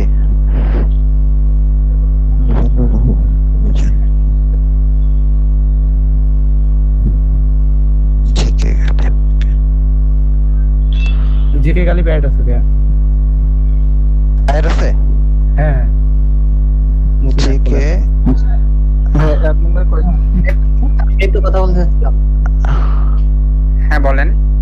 ভাই আমি একটা প্রাইভেট গ্রুপ খুলছি, এটা ভাই যেটা গ্রুপ খুলছেন না, এটা আপনি ইনভাইট দিয়েছেন, এটা পাবলিক গ্রুপ ভাই। না না, এটা প্রাইভেট গ্রুপ ভাই। সবাই অ্যাড হলে অ্যাড করতে সুবিধা হবে। সমস্যা নেই ভাইয়া, ওইটা হয়ে গেছে সবার। আচ্ছা তাহলে এটা ডিলিট করে দিচ্ছি, সমস্যা নেই। আচ্ছা থাক, পরে যদি লাগে। না তাহলে তো লাগবে মিজানুর না। রহমান। আচ্ছা ঠিক আছে ভাইয়া। মিজানুর রহমান যেমন কেমন অ্যাড করলাম ভাই, দেখেন তো হয়েছে না? মিজানুর রহমান ভাই, হ্যাঁ জি ভাইয়া অ্যাড হয়েছে এখন। সুন্দরগঞ্জ আমাদের মিজানুর ভাই নাম। আচ্ছা মিজানুর রহমান হয়েছে। আচ্ছা রুল শেখ রবি ভাই অ্যাড হয়েছে? অ্যাড আছে রাহুল শেখ।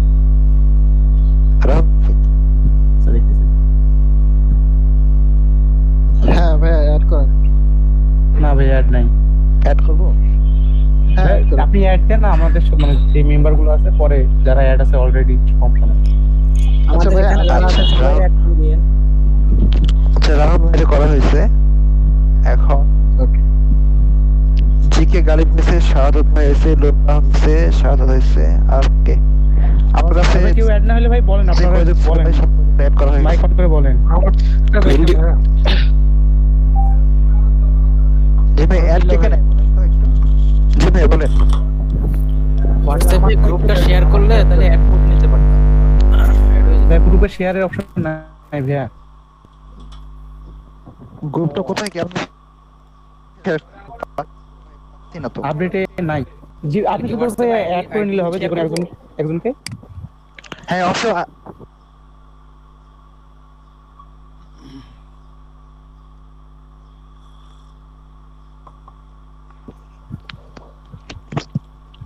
অফলাইনে শেয়ার করছেন? আচ্ছা ঠিক আছে। আইডি শেয়ার করা আছে। আসছেন ভাই 91 শেষে না ভাইয়া আপনার? এই যে আব্দুল মতিন। আব্দুল মতিন ভাই নাকি? না না এই অ্যাড আছে ভাইয়া। আচ্ছা জি ভাই, এখানে অ্যাড হলেও অ্যাড করে দেওয়া যাবে। রিকোয়েস্ট দেন, আমি অ্যাক্টিভ আছি। নুরুল হুদা মতিন ভাই তো অ্যাড আছে। দিচ্ছি আমি সবাইকে ভাই। এখনো কেউ আমাদের হোয়াটসঅ্যাপ মানে এখনো কি আমাদের মিট গ্রুপে কেউ আছে যাদেরকে আমরা মেসেঞ্জার গ্রুপে অ্যাড দেই?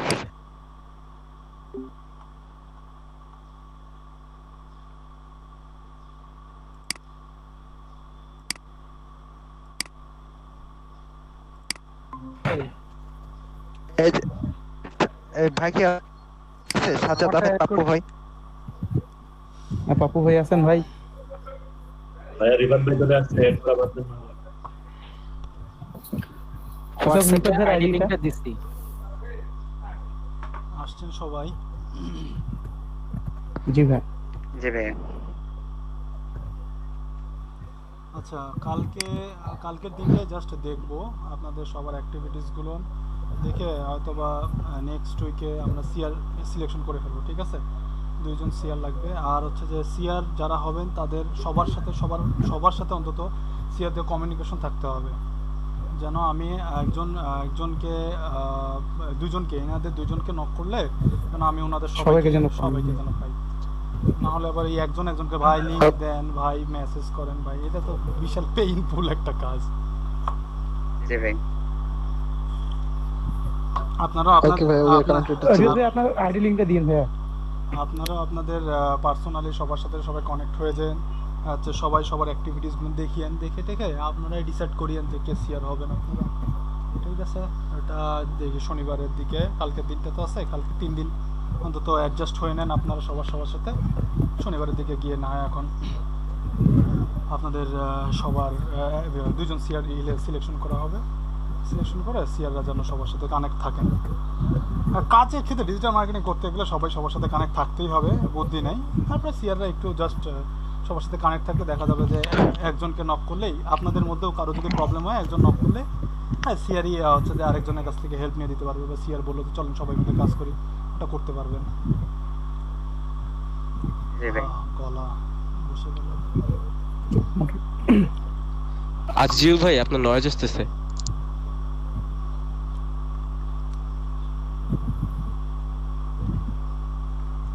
আচ্ছা 31 হয়ে গেছে, বাহ 30 হয়ে গেছে, বিশাল ব্যাপার। এখানে ডাবল আইডি আছে, একটা ডাবল আইডি, দুইটা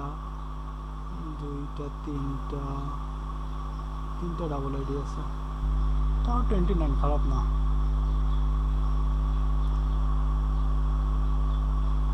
আচ্ছা তাহলে এখন আপনাদের কি ফিল হচ্ছে?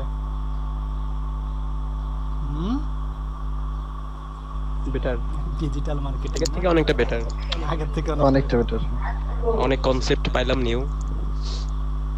তবে একটা জিনিস আমি আপনাদের উপরে হ্যাপি না, কারণ হচ্ছে যে সকালের ব্যাচে আমাকে অনেক কোশ্চেন করছে। আমি যখন অ্যাডসেন্স রিলেটেড কথাবার্তা বলছি তখন তারা অনেক কোশ্চেন করছে। তারা আপনাদের থেকে তাদের অবস্থা আরো খারাপ, কিন্তু তারা কোশ্চেন করছে, কিন্তু আপনাদের এখানে কোশ্চেনের পরিমাণটা খুবই কম। ওই জন্য বলতেছি যারা কোশ্চেন করবেন না তারা বিপদে পড়ে যাবেন। কোশ্চেন করতে হবে ভাই, কোশ্চেন না করলে আমি কোশ্চেন করবো, আমি কোশ্চেন করতে করতে আপনার অবস্থা খারাপ করে ফেলবো। অথবা আমার কোশ্চেনের বিপদে যাতে না পড়েন, আপনি যাতে আগে থেকেই বিপদ মুক্ত হয়ে থাকেন, এই জন্য আপনারা কোশ্চেন করবেন, সবাই কোশ্চেন করবেন। শুনেন, আমিও আপনাদের মতনই একজন, আমি এমন কোনো আহামরি কোনো কিছু না, বা আমি ডিজিটাল মার্কেটিংয়ের আলাদা কোনো দুনিয়া নেই যে দুনিয়ার মধ্যে আমি এলিয়েন, আমি ওখান থেকে আপনাদের দুনিয়ায় আসছি। আমি আপনাদের মতন একজন, এখানে জাস্ট আমি আমার যতটুকু আছে এতটুকু শেয়ার করতে আসছি।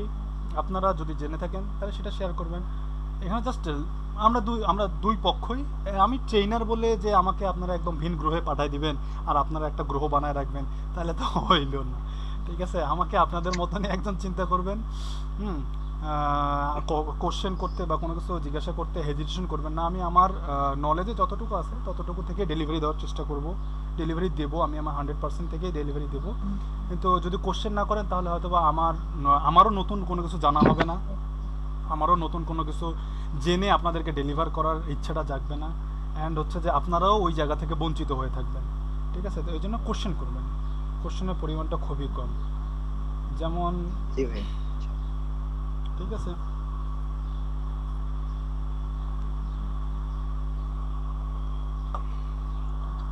Feeling very very hot. কেন ভাইয়া? মারাত্মক গরম ভাইয়া, টিন শেডের রুম তো একদম অবস্থা খারাপ। ইরে না পারতেছি ওয়াইফাই এর জন্য বাইরে যাইতে, ওয়াইফাই গেলে কানেকশন পাবো। ফোন ডাটা দিয়ে যান, সমস্যা নেই, আজকে তো পিসিতে কোনো কাজ নেই, ফোন ডাটা দিয়ে বাইরে যান। অটো চাপের মধ্যে আছি ভাই। আচ্ছা ঠিক আছে, তাহলে খুবই গরম, যদি খুবই গরম হয়ে থাকে তাহলে আর অবশ্য বেশি টপিকস নাই, আর হালকা একটা টপিকস আছে। না ভাই সমস্যা নাই, গরমে জইলা যাব কিন্তু কোর্স শেষ করব না ইনশাআল্লাহ। আচ্ছা ঠিক আছে, থ্যাংক ইউ, আপনার কথাটা শুনে খুব ভালো লাগলো। আপনার ওখানে যদি গরম হয় এখানে বৃষ্টি, এখানে আসতে পারেন। গোলাম কি ভাই দাওয়াত দিন না, আমি কিন্তু চলে যাব। গোলাম কি শেয়ার রেট অন করে পাঠায় দেন ভাই, শেয়ার রেটে পাঠায় দেন। বুঝছেন, বাসায় আসতে থেকে অনেক চাপে পড়ে আছি, বুঝছেন, খালি চলে যেতে যাচ্ছি, বাট সুযোগ পাচ্ছি না। আপনি যদি সুযোগ দেন চলে যাব কিন্তু। সাদত ভাই হাজিরা ইয়াতে যশোরে না? না ভাই, আমি তো রংপুরে, আর হচ্ছে যশোরে গাজীপুরে থাকি। ওখানে কে যেন যশোরে ছিল একজন, গাজীপুরে থাকেন, চলে আসেন বেকার ভাই, ঢাকা ইয়াতে বাসায় পড়ে আছেন গরমের মধ্যে। তবে হ্যাঁ, আমার মনে হচ্ছে যে এই গরমের পরে হয়তো একটা বৃষ্টি আসবে, বৃষ্টি আসলে রংপুরে হয়তো ঠান্ডা পড়ে যাবে। রংপুরে তো খুব তাড়াতাড়ি ঠান্ডা পড়ে। বৃষ্টির কথা শুনলে আবার ভয় লাগে, কয়েকদিন আগে বৃষ্টি করতে যে অবস্থা, রংপুর শহর ডুবে গেছিল। আপু মনে হয় অর্ধেক ডুবে গেছিল পানিতে। না আপু না, গোটা রংপুর শহরই ডুবে গেছিল। হ্যাঁ না, কি হচ্ছে আমার বাড়ি, কি অবস্থা একটা।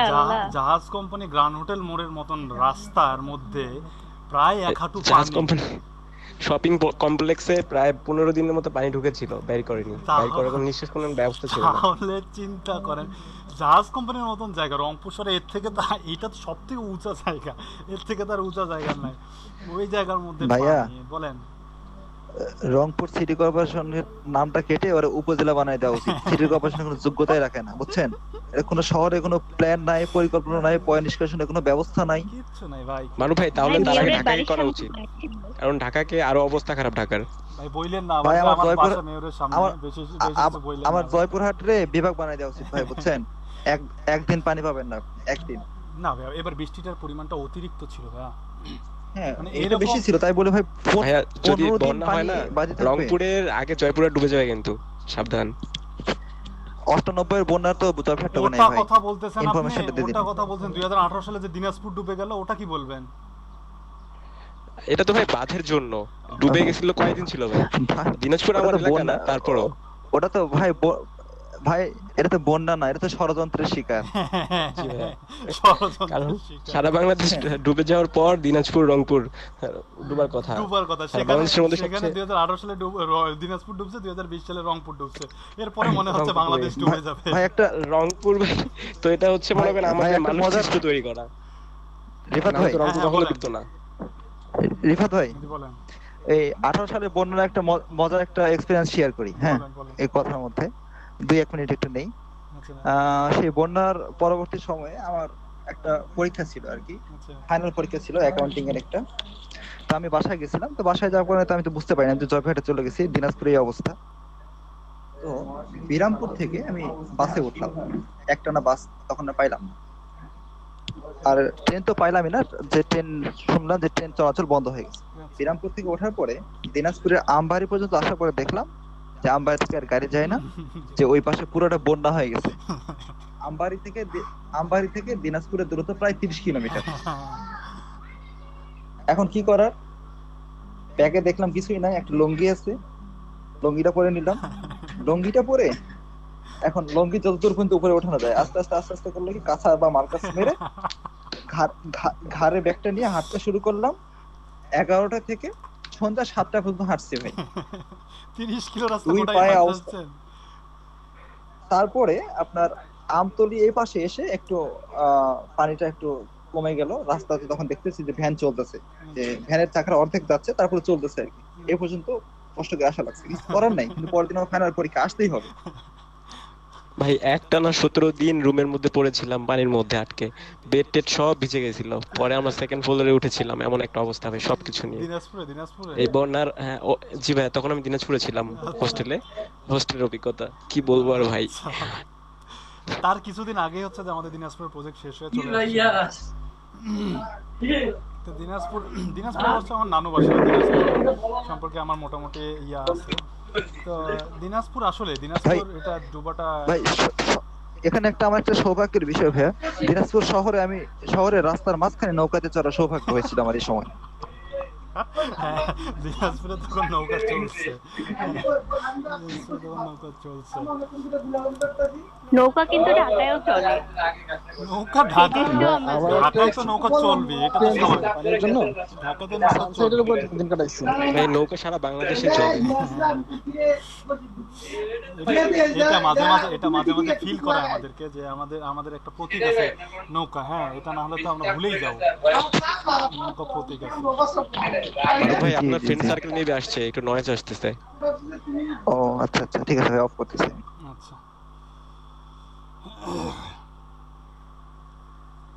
আচ্ছা, তাহলে মোটামুটি আপনি হ্যাঁ জি বলেন।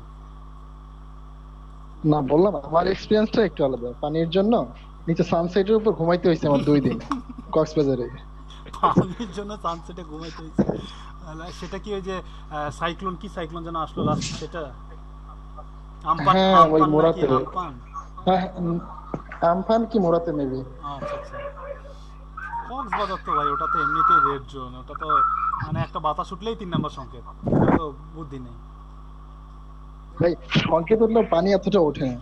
তারপরেও আবার তখন এক্সাম ছিল বুঝছেন, আমাদের ফাইনাল এক্সাম ছিল। এক্সামের ভিতর পানি সাঁতরায় গেছি, পানি সাঁতরায়।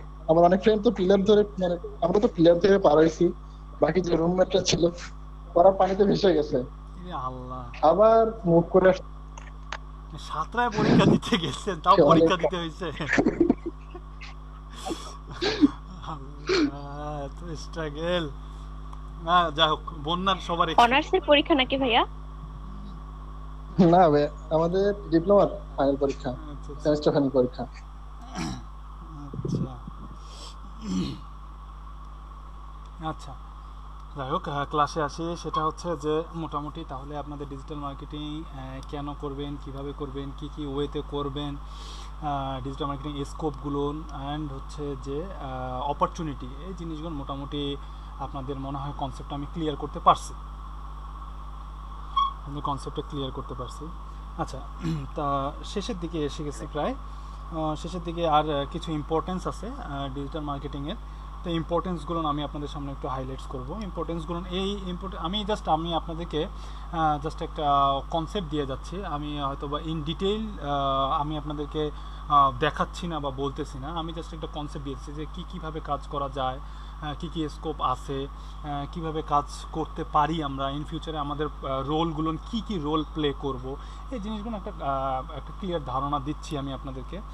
আর বাকি যে জিনিসগুলো বলতেছি আমি, যে ওয়ার্ডগুলো বা যে ওয়ার্ডগুলো আমি আপনাদেরকে জাস্ট শুধু বলে যাচ্ছি, এই ওয়ার্ডগুলো নিয়ে ইন ডিটেলস আমি আপনাদেরকে ক্লাসে স্টেপ বাই স্টেপ আমাদের দেখানো হবে। ঠিক আছে, এটা নিয়ে কনফিউশনের কিছু নাই, এটা নিয়ে হতাশা করার কিছু নাই, ভয় পাওয়ারও কিছু নেই। খুব সিম্পল জিনিস, শুধু কাজ করলেই হয়ে যাবে, কাজ করতে হবে। আচ্ছা, তারপরে এখন যেটা জিনিস নিয়ে একটু কথা বলবো সেটা হচ্ছে যে ইম্পর্টেন্স, ডিজিটাল মার্কেটিংয়ের ইম্পর্টেন্সটা নিয়ে কথা বলবো। তো ডিজিটাল মার্কেটিং কেন ইম্পর্টেন্স, বা ডিজিটাল মার্কেটিংকে কেন সবাই প্রায়োরিটি দেয়, বা ডিজিটাল মার্কেটিংয়ের আজকের এই বর্তমান মার্কেটটা কেন এত, প্রায় মনে হয় আমার জানা মতে 2018 কি 19 সাল পর্যন্ত ওয়ার্ল্ড ওয়াইড প্রায়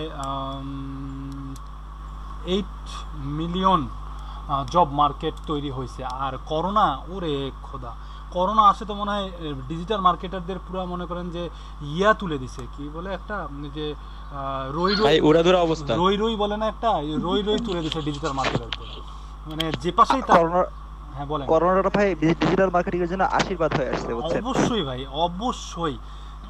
আমাদের ফ্রিল্যান্সিং লাইফে আমি আমার সিনিয়রের কথা শেয়ার করি। ম্যাক্সিমাম সিনিয়র যারা মোটামুটি প্রায় 12-13 সাল থেকে বা তার আগে থেকে যারা ফ্রিল্যান্সিং করে, মানে আমাদের তো অনেক সিনিয়র তারা, তো তাদের এক্সপিরিয়েন্স যে আমার ফ্রিল্যান্সিং লাইফে এই করোনার সময় এই 3 মাসে আমি যে ইনকাম করছি, আমার মনে হয় না আমি আমার হোল লাইফে কখনো কোনো একটা বছরে আমি এতগুলো ইনকাম করছি। এরকমটা তাদের এক্সপিরিয়েন্স। আমার এক সিনিয়র, আপনারা দেখছেন হয়তো, বা রাকিবুল ইসলাম, রাকিব ভাই, তো ওনার একটা এক্সপিরিয়েন্স, শুধু 1 মান্থের এক্সপিরিয়েন্স উনি আমার সাথে শেয়ার করছে।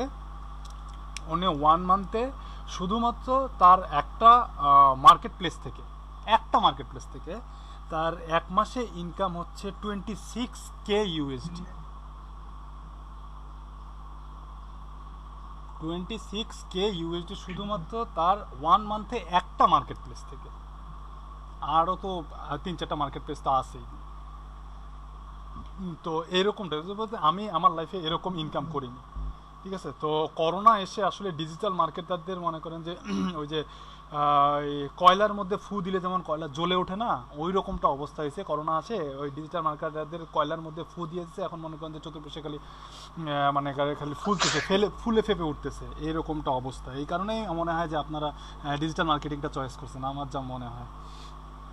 আর কিছু পাইছেন কি বুঝছেন না বুঝছেন, ডিজিটাল মার্কেটিং চয়েস করে বসে আছেন। এমনও তো হয়েছে আপনাদের অনেকে কয়েকজনকে ফোন দিছি, তারা মনে করেন যে তাদের পছন্দ হচ্ছে যে ওয়েব ডিজাইন আর হচ্ছে যে গ্রাফিক্স ডিজাইন, কিন্তু সে আমার ফোন পাইছে ডিজিটাল মার্কেটিং, সে এখন ডিজিটাল মার্কেটিংই করবে। আমি বললাম ভাই আপনি তো বুঝবেন না, আপনার তো এটা পছন্দ না, আপনার তো এটা প্যাশন না, কেন ভাই এখানে আসবে? না ভাই আমি করবোই ডিজিটাল মার্কেটিং। আমি কী রে, আচব হয়ে গেলাম যে ডিজিটাল মার্কেটিং কী এমনটা পাইলো যে ডিজিটাল মার্কেটিংয়ে করতে হবে। ডিজিটাল মার্কেটিং করোনা এসে আসলে ডিজিটাল মার্কেটিংয়ের মার্কেটটা অনেক আপ করে দিছে। এখন ডিজিটাল মার্কেট একটা স্কিল, ডিজিটাল মার্কেটের ভ্যালু অনেক অনেক অনেক বেশি। ঠিক আছে, আপনি যদি মার্কেট প্লেসে সার্ভিস দেন তাহলে তো ওইখানে যদি স্টে করতে পারেন, মানে মার্কেট প্লেস থেকে যদি আপনি দাঁড়া হইতে পারেন একটা যে কোনো পজিশনে, যদি আপনার একটা ব্যাকআপ তৈরি হয়ে যায়, দেন আপনি অন্য জায়গায় মুভ করেন, দেন আপনি অ্যাফিলিয়েট করেন, দেন আপনি হচ্ছে অ্যাডসেন্স করেন বা ইউটিউব করেন, দেন আপনি হচ্ছে যে নিজের একটা বিজনেস ডেভেলপ করেন, নিজের বিজনেস সার্ভিস বা প্রোডাক্ট, এই ডিজিটাল অনেক প্রোডাক্ট আছে, নিজের প্রোডাক্ট প্রমোট করেন, অনেক প্রোডাক্ট আছে। ঠিক আছে, তো ইম্পর্টেন্সটা আরেকটু বলি, সেটা হচ্ছে ডিজিটাল মার্কেটিং ইম্পর্টেন্সের পিছনে আরও কিছু লজিক আছে। লজিকগুলো হচ্ছে যে মার্কেট স্ট্র্যাটেজি, ডিজিটাল মার্কেটিংটা আসার পরে মার্কেট স্ট্র্যাটেজিটাই পুরো চেঞ্জ হয়ে গেছে, ঠিক আছে। ডিজিটাল মার্কেটিং আসার পরে আগে যেরকম মার্কেটিং স্ট্র্যাটেজি বা মার্কেট স্ট্র্যাটেজি যে ছিল, মার্কেটাররা বা অ্যাডভার্টাইজাররা বা কোম্পানি ওনাররা যে মার্কেটিং স্ট্র্যাটেজি ফলো করতো, সেই মার্কেটিং স্ট্র্যাটেজিটা পুরোটাই চেঞ্জ হয়ে গেছে। এখন সব কি বলে হচ্ছে যে কোম্পানি ওনার বা মার্কেটিং এজেন্সি বা বিজনেস ওনারের স্ট্র্যাটেজি, তাদের সব ফার্স্ট প্রায়োরিটি থাকে হচ্ছে যে ডিজিটাল মার্কেটিং, ঠিক আছে। ফার্স্ট প্রায়োরিটি থাকে তাদের মার্কেটিংয়ের, তাদের প্রোডাক্টের উপরে যতটা না তারা কনসেন্ট, তার থেকে বেশি তারা গুরুত্ব দেয় হচ্ছে যে ডিজিটাল মার্কেটিংকে। তো মার্কেটিং স্ট্র্যাটেজি চেঞ্জ হয়ে গেছে। মার্কেটিং স্ট্র্যাটেজি কীরকম চেঞ্জ হয়ে গেছে? মার্কেটিং স্ট্র্যাটেজি চেঞ্জ হয়েছে হচ্ছে যে আগে তো এরকম টার্গেটিংয়ের কোনো ওয়ে ছিল না। তারপরে হচ্ছে যে নিজেদের কীরকম ইনভেস্ট করে কীরকম আউটপুট পাচ্ছে এটা অ্যানালাইজ করার কোনো ওয়ে ছিল না। তারপরে হচ্ছে এরকম অ্যানালাইজ করার কোনো ওয়ে ছিল না। তারপরে হচ্ছে মার্কেটে কি ডিমান্ড করতেছে, এই মার্কেট ডিমান্ডটা ফাইন্ড আউট করার কোনো ওয়ে ছিল না। এগুলো ম্যান টু ম্যান ধরে একজন করে জিজ্ঞেস করে সার্ভের মতন করে ফিল্ড ওয়ার্ক করে হচ্ছে যে এই জিনিসটা আইডেন্টিফাই করতে হইতো, ঠিক আছে। তো এই জিনিসগুলো সম্পূর্ণ কনসেপ্টটাই চেঞ্জ হয়ে গেছে এখন ডিজিটাল মার্কেটিং আসার পরে। এখন ডিজিটাল মার্কেটিং আসার পরে কেউ কোনো প্রোডাক্ট বা সার্ভিস লঞ্চ করলে তার আগে মার্কেটটা রিসার্চ করে, দরকার হলে সে হচ্ছে 2, 3, 4, 5টা পেইড ক্যাম্পেইন চালু করে দেয়, দিয়ে দেখে যে মার্কেটে ডিমান্ড কীরকম, কে কীরকম ওই প্রোডাক্টের ভ্যালু কীরকম দিচ্ছে, অডিয়েন্স কীরকম রেসপন্স করতেছে। এই জিনিসটা সম্পূর্ণটা এখন সব কোম্পানি ওনারাই ট্রাই করে ডিজিটাল মার্কেটিং এজেন্সি মার্কেটিং স্ট্র্যাটেজিগুলো ফলো করে অডিয়েন্সের ডিমান্ডটা ফাইন্ড আউট করার জন্য। তারপরে আরও একটা ইম্পর্টেন্সের কারণ হচ্ছে যে ডিজিটাল মার্কেটিংয়ের থ্রুতে এখন সবগুলো বিজনেস ডিজিটালাইজড হওয়ার জন্য, তাদের মার্কেটিংগুলোকে ডিজিটাল প্ল্যাটফর্মে করার জন্য তাদের সেলটা অনেক পরিমাণে ইনক্রিজ হচ্ছে, তাদের সেল অনেক বেশি পরিমাণে ইনক্রিজ হচ্ছে এবং তারা অনেক বেশি পরিমাণে সেল পাচ্ছে, যেটা আগে কেউ কল্পনাই করতো না। যেটা আগে অফলাইন মার্কেটে বা কী বলবো গতানুগতিক ধারায় যে মার্কেটিং, ওই মার্কেটিংয়ে যেটা কল্পনাও করতো না কেউ কখনো, সেই জিনিসটা পুরোটাই চেঞ্জ হয়ে গেছে। এখন মনে করেন ডিজিটাল মার্কেটিং আসার ফলে অফলাইন মার্কেটিং তো আসেই, পাশাপাশি ডিজিটাল মার্কেটিংয়ে ফোকাস করার কারণে এদের তাতে সেলটা, যে কোনো প্রোডাক্ট বা সার্ভিসের সেলটা অনেক বেশি পরিমাণে ইনক্রিজ করতেছে, কারণ মানুষের কাছে খুব সহজে যাওয়া যাচ্ছে, সার্ভিসটাকে খুব সহজে প্রমোট করা যাচ্ছে এবং বোঝানো যাচ্ছে মানুষকে। এই কারণে সেলটা ইনক্রিজ হচ্ছে অনেক বেশি। আর হচ্ছে যে খুব সহজে একটা কোম্পানিকে বা একটা ব্র্যান্ডকে এস্টাবলিশ করা যাচ্ছে।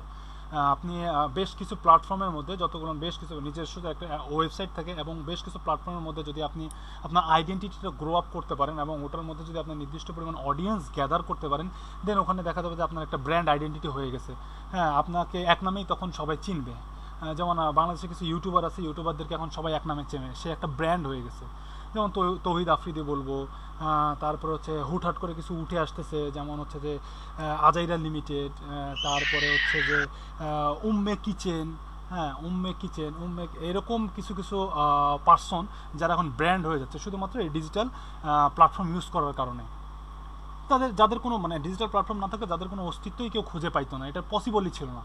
হ্যাঁ, আজাইরা লিমিটেড তাদের মিউজিকগুলোকে এইভাবে প্রমোট করা পসিবল ছিল না, বা উম্মে কিচেন তার যে রেসিপি, তারপরে হচ্ছে যে পেটুক কাপল নামে এইরকম একটা ইউটিউব চ্যানেল আছে, তারপরে হচ্ছে যে ইভেলির মতন কোম্পানি বাংলাদেশে লঞ্চ হয়ে এত তাড়াতাড়ি নিজেদেরকে এস্টাবলিশ করে, এটা মনে করেন অকল্পনীয় একটা ব্যাপার ছিল।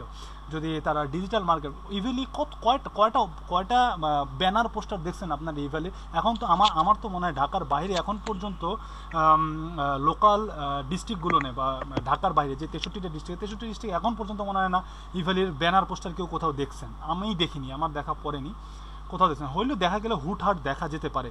কিন্তু ইভালির মতন কোম্পানি শুধুমাত্র 1 বছর বা 2 বছরেই তাদের মার্কেটিং প্ল্যান স্ট্র্যাটেজিটা ইমপ্লিমেন্ট করে, জাস্ট মানি ইনভেস্ট করে, শুধুমাত্র ডিজিটাল মার্কেটিং প্ল্যাটফর্মটা ইউজ করে ইভালির মতন একটা কোনো কেউই জানতো না, নামই ছিল না যার, সে 2 বছরে 3 বছরে মনে করেন আজকে প্রায় বাংলাদেশে ই কমার্সের একটা প্রায় 80% জায়গা দখল করে বসে আছে, বা 50% জায়গা দখল করে বসে আছে। এটা শুধুমাত্র পসিবল হয়েছে ডিজিটাল মার্কেটিংয়ের কারণে বা ডিজিটাল প্ল্যাটফর্মগুলো ইউজ করার কারণে। তার ব্র্যান্ড আইডেন্টিটিটা খুব সহজেই সে গ্রো আপ করতে পারছে। এই জিনিসটা পসিবল হয় শুধুমাত্র ডিজিটাল মার্কেটিংয়ের কারণেই, ডিজিটাল মার্কেটিংয়ের মাধ্যমেই একমাত্র এই জিনিসটা পসিবল, যেটা হচ্ছে যে গতানুগতিক ধারায় পসিবল না। এই কারণে হচ্ছে ডিজিটাল মার্কেটিংটা, এটাও একটা কারণ ডিজিটাল মার্কেটিংয়ের এতটা পপুলারিটি পাওয়ার বা এতটা ইম্পর্টেন্স পাওয়ার সব জায়গায়, এটাও একটা কারণ। আরেকটা হচ্ছে যে সেটা হচ্ছে খুব সহজেই হচ্ছে যে আপনি অডিয়েন্সের কাছে যেতে পারতেছেন, ইজি টু মার্কেটিং যেটাকে বলে। হ্যাঁ, খুব সহজেই আপনি অডিয়েন্সের কাছে যেতে পারতেছেন বা আপনার টার্গেটের অডিয়েন্সের কাছে যেতে পারতেছেন এবং তাদের কাছে গিয়ে আপনি আপনার প্রোডাক্ট বা সার্ভিসটাকে প্রমোট করতে পারছেন। যেমন ফেসবুকে সারাদিন বাংলাদেশে কয়েক কোটি মানুষ ফেসবুকে সারাদিন স্ক্রল করে। ফেসবুকে মনে করেন যে আমার টার্গেটেড কিছু কাস্টমারকে সেট আপ করে আমি যদি পেড ক্যাম্পেইন রান করে দেয়, বাস মনে করেন যে খুব সহজে খুব ইজিলি মনে করেন যে আমি তাদের কাছে পৌঁছে যাচ্ছি। যে জিনিসটা যদি আমি 1-to-1 যেতে চাইতাম তাহলে কিন্তু যে জিনিসটা মানে আমার করতে প্রায় কয়েক বছর লেগে যেত, এটা সম্ভবই হইতো না, সবার কাছে যাওয়া সম্ভবই হতো না। বাট আমি শুধুমাত্র এখন ফেসবুকের থ্রুতে খুব ইজিলি বলা যায় কয়েক ঘন্টার ব্যবধানে আমি মনে করেন যে আমার সব অডিয়েন্সের কাছে পৌঁছায় যেতে পারতেছি। ঠিক আছে, এটাও একটা কারণ যে খুব ফাস্টলি হচ্ছে যে অডিয়েন্সের কাছে পৌঁছানো যায় ডিজিটাল মার্কেটিংয়ের থ্রুতে। তারপর হচ্ছে যে আপনার অডিয়েন্সের সাথে একটা গুড রিলেশন হয়। ধরেন আপনি হচ্ছে যে যেমন রিচম্যান তার হচ্ছে যে ক্লোথিং প্রোডাক্ট সার্ভিস সেল করছে বা ক্লোথিং প্রোডাক্ট সেল করছে। এখন প্রোডাক্টটা একটা ডিফল্ট বের হইলো বা প্রোডাক্টটা সুইটেবল হচ্ছে না বা প্রোডাক্টটা পরে গরম লাগতেছে বা প্রোডাক্টটা পরে সাইজে মিলতেছে না, এইরকম অনেক প্রবলেম হতে পারে। তো যেই প্রবলেমগুলো আগে ট্রেডিশনাল মার্কেটিংয়ে কী হইতো, ট্রেডিশনাল ওয়েতে কী হতো, কাস্টমারের সাথে বিজনেস ওনারের বা বিজনেসের সাথে কাস্টমারের কোনো কমিউনিকেশন হতো না। ওই দেখা যেত যে কী হতো, ঈদের সময় জামা কিনছে, ঈদের পরে গিয়ে জামাটা চেঞ্জ করতে হচ্ছে বা জামাটা চেঞ্জ করার জন্য অবজেকশন দিতে হচ্ছে। ঠিক আছে, কিন্তু এখন সেটা আমি অনলাইনে যদি কোনো প্রোডাক্ট কিনি, অনলাইনে আমার প্রোডাক্টটা যদি প্রবলেম হয়ে থাকে, কোনো ডিফল্ট হয়ে থাকে, আমি ইনস্ট্যান্ট ওই প্রোডাক্টটা সলভ পাচ্ছি, প্রোডাক্টটা রিটার্ন করতে পারতেছি, প্রোডাক্টটা চেঞ্জ করতে পারতেছি আমার যেটা মন চাচ্ছে, বা আমি প্রোডাক্টটা চেঞ্জ করতে পারতেছি বা প্রোডাক্টটার সাইজটা চেঞ্জ করে নিতে পারতেছি, যেটা মনে চাচ্ছে আমার আমি সেটাই করতেছি, বা প্রোডাক্টটা এক্সচেঞ্জ করতে পারতেছি, যেটাই হোক না কেন। আমি যেটা কখনোই সম্ভব ছিল না অফলাইন মার্কেটে বা ট্রেডিশনাল মার্কেটে, যেটা করতে গেলে হয়তো বা চেঞ্জ করে দিত না, হয়তো বা প্রবলেমের মধ্যে পড়তাম, যে জিনিসটা এখন আমি ইজিলি হচ্ছে যে খুব সহজেই করতে পারছি, যেটার কারণে কাস্টমারের সাথে বিজনেসের বা বিজনেস ওনারের একটা কমিউনিকেশন হচ্ছে। কাস্টমারের চাহিদাটা বিজনেস ওনার বুঝতে পারতেছে, কাস্টমারের ডিমান্ডটা বিজনেস ওনার আইডেন্টিফাই করতে পারতেছে এবং কাস্টমারের প্রবলেম সলভিং নিয়ে কাজ করতে পারতেছে, যে জিনিসটা আগে কখনোই কোনোভাবে করা পসিবল হচ্ছিল না বা পসিবল ছিল না। সব থেকে ইম্পর্ট্যান্ট যে জিনিসটা সেটা হচ্ছে যে বেটার ROI। বেটার ROI হচ্ছে রিটার্ন অফ ইনভেস্টমেন্ট। ROI এর অ্যাব্রিভিয়েশন হচ্ছে রিটার্ন অফ ইনভেস্টমেন্ট, বা ROI এর ফুল ফর্ম হচ্ছে return of investment. Return of investment মানে হচ্ছে যে আমি অনলাইনে বা আমি ডিজিটাল মার্কেটিংয়ে যদি আমি যে মানিটা ইনভেস্ট করতে যাচ্ছি, মানে আপনি একজন ডিজিটাল মার্কেটার, একটা বিজনেস ওনার তো হচ্ছে নিজের মার্কেটিং করবে না, তো আপনাকে দিয়ে, ডিজিটাল মার্কেটারকে দিয়ে যখন কোনো বিজনেস ওনার তার বিজনেসের প্রমোশন করবে, তার সোশ্যাল মিডিয়া মার্কেটিং করাবে, তাকে দিয়ে SEO করাবে, বা তাকে দিয়ে ইউটিউব চ্যানেলটা দাঁড় করাবে, বা তাকে দিয়ে হচ্ছে লিড জেনারেশন করাবে, তো আপনার পিছনে যে ইনভেস্টটা করতেছে বিজনেস ওনার বা একটা বিজনেস বা একটা কোম্পানি আপনার পিছনে যে ইনভেস্টটা করতেছে, এই ইনভেস্টার ফলে যে আপনার কাছ থেকে যে আউটপুটটা সে পাচ্ছে, আপনার পিছনে যে সে $10 খরচ করে, সে $10 বিনিময়ে $100 আউটপুট পাচ্ছে, মানে তার $90 হচ্ছে প্রফিট। এটাকে বলা হচ্ছে বেটার ROI, মানে যেটা ইনভেস্ট করতেছে তার অনেক বেশি পরিমাণে সে এখান থেকে রিটার্ন পাচ্ছে। বুঝতে পারলাম?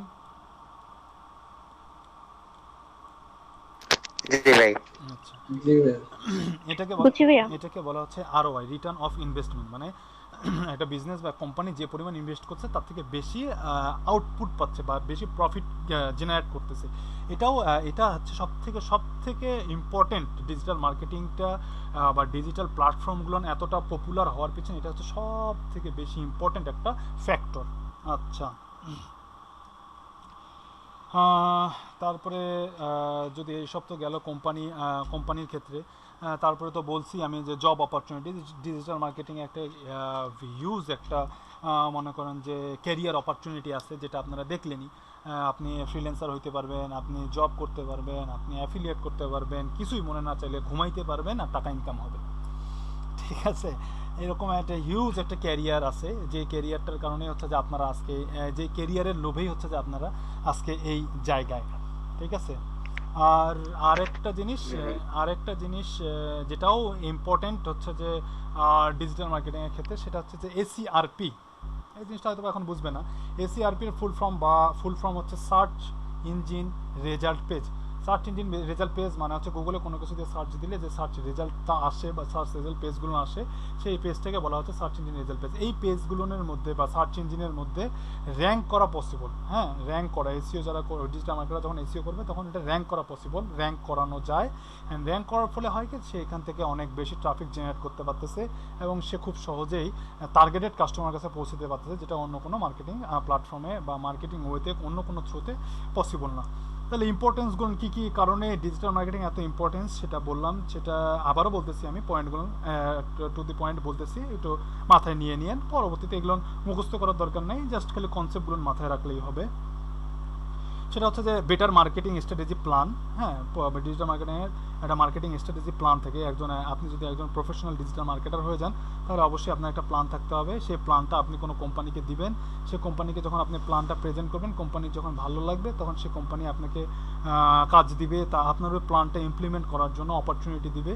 হ্যাঁ, এই যে একটা বেটার স্ট্র্যাটেজি প্ল্যান আপনি ফাইন্ড আউট করতে পারবেন, আপনার অডিয়েন্স দিকে টার্গেট করতে পারবেন, অডিয়েন্স ফিল্টার করতে পারবেন। এই যে প্ল্যান, এই প্ল্যানটা হচ্ছে যে ট্রেডিশনাল মার্কেটিংয়ে পসিবল না। এই কারণে ডিজিটাল মার্কেটিংটা এখন ইম্পর্টেন্স পাচ্ছে। পয়েন্টগুলো হচ্ছে যে বেটার মার্কেটিং স্ট্র্যাটেজি প্ল্যান, তারপর হচ্ছে ইনক্রিজ নাম্বার অফ সেলস, তারপর হচ্ছে ব্র্যান্ড, কোম্পানিকে একটা ব্র্যান্ডকে খুব তাড়াতাড়ি এস্টাবলিশ করা পসিবল হচ্ছে। তারপরে হচ্ছে খুব ইজিলি অডিয়েন্সের কাছে পৌঁছানো যায়। তারপর হচ্ছে অডিয়েন্সের সাথে বিজনেস ওনারের বা বায়ারের একটা কমিউনিকেশন হচ্ছে বা একটা রিলেশন বিল্ড আপ হচ্ছে। তারপরে বেটার ROI পাওয়া যাচ্ছে। তারপরে হচ্ছে ডিজিটাল মার্কেটিং একটা অনেক বড় একটা ক্যারিয়ার, সবার সামনে একটা উন্মুক্ত ক্যারিয়ার একটা পড়ে আছে, একটা হিউজ ক্যারিয়ার পড়ে আছে।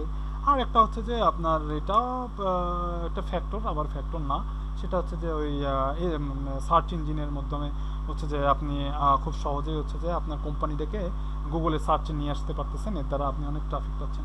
এইসব কারণগুলো নিয়ে হচ্ছে মূলত ডিজিটাল মার্কেটিংকে এত ইম্পর্টেন্স, এত হট কেক, এত ট্রেন্ডিং টপিকস বানানোর পিছনে মূল হাতিয়ার, এই কারণগুলো নিয়ে। বুঝতে পারছেন? জি ভাইয়া। জি আচ্ছা, আজকে আমার তাহলে এই পর্যন্ত বকবক শেষ। আজকে আর বকবক করব না। এখন আপনাদের আমার বকবকের মাঝে আপনাদের যে যার যেটা কোশ্চেন আছে সেটা কোশ্চেন করতে পারেন।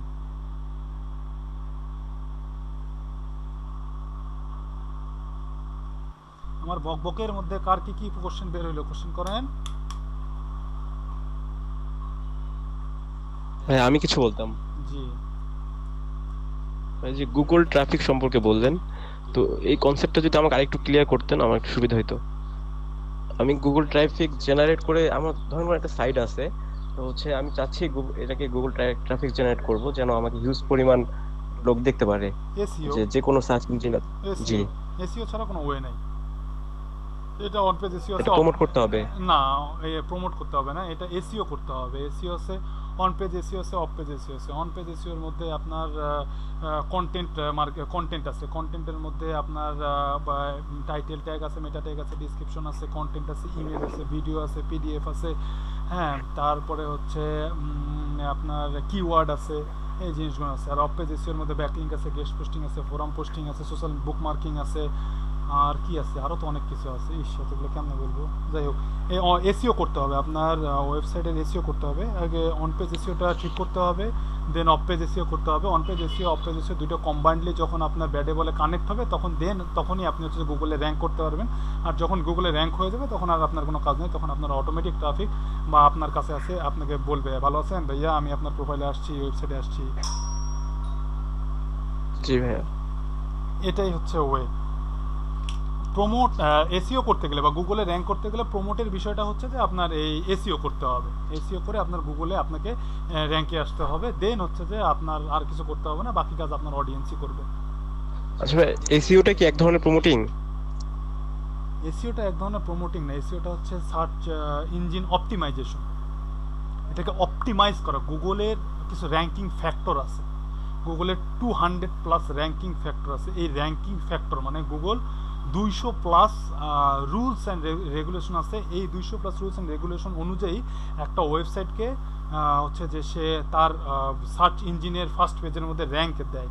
এই 200টা ক্রাইটেরিয়া যখন ফিল আপ করবে কোনো ওয়েবসাইট বা ম্যাক্সিমামটাই যখন ফিল আপ করবে, দেন তখনই হচ্ছে যে আপনার ওয়েবসাইটটা গুগলের মধ্যে র্যাঙ্ক করবে। এটার মধ্যে অনেক কিছু আছে ভাই, ডোমেইন আছে, হোস্টিং আছে, পেজ স্পিড আছে, তারপরে কোডিং আছে, অনেক কিছু আছে।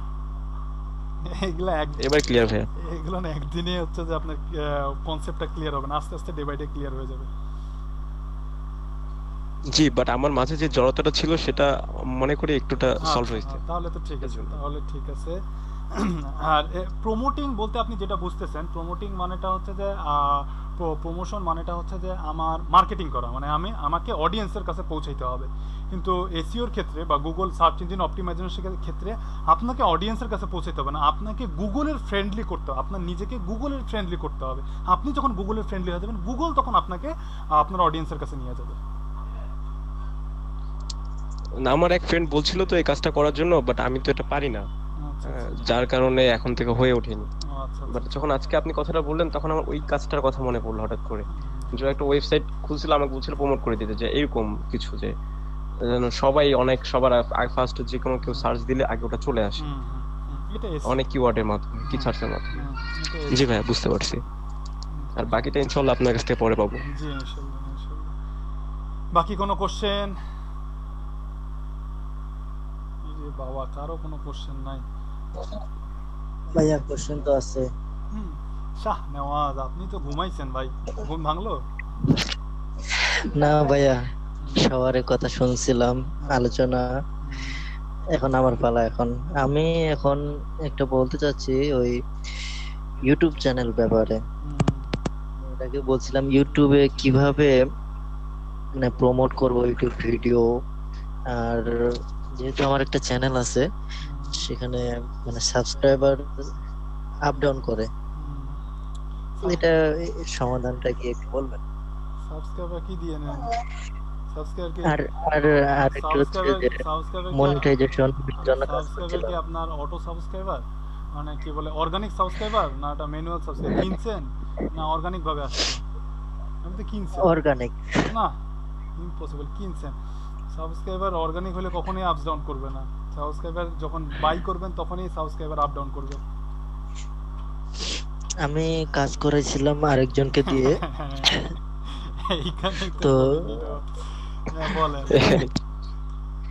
তো সেখান থেকে আমার সমস্যাটা হচ্ছে যে কোনোদিন আমার 1000 সাবস্ক্রাইবার পার হয়ে যায়, 2000 হয়ে যায়, কোনোদিন আবার 400-500 এরকম আপ ডাউন করে, কোনোদিন 1200। কিন্তু মানে চ্যানেলে কয়টা ভিউ তো অনেক ভিডিও। রিপাত ভাই একটা কোশ্চেন ছিল, ওনার কথা শুনে, শাহনেজ ভাইয়ের কথা শুনে একটা কোশ্চেন জাগলো মনে। বলেন ভাই, 1000 থেকে কি 500 সাবস্ক্রাইব আসা সম্ভব, মানে একদিনে অথবা এট এ টাইম, এক সময়ে? ওই জন্যই তো আগেই বললাম আমি, যখনই উনি বলছে যে সাবস্ক্রাইব না আপস ডাউন করে, তখনই বললাম ভাই এটা তো আপনি অর্গানিক, কারণ এটা তো এটা অর্গানিক না ভাইয়া। এখানে হ্যাঁ, এটা যেহেতু আমি এটা আরেকজনকে দিয়ে কাজ করাইছিলাম। আপনার চ্যানেলে ভিডিও কয়টা ভাই? ভিডিও প্রায় ভাই আপনি ইউটিউবে সময় দেন কতক্ষণ? 32টা সব ভিডিও আছে, প্রায় কয়টা ভিডিও? 1 hour per video. কয়টা ভিডিও? 32টার মতো। 32টা। চ্যানেলের বয়স কত? এটা 2-3 মাস হবে, বেশি হতে পারে। আমাদের ফিডার খাওয়াই ছাড়েনি চ্যানেল।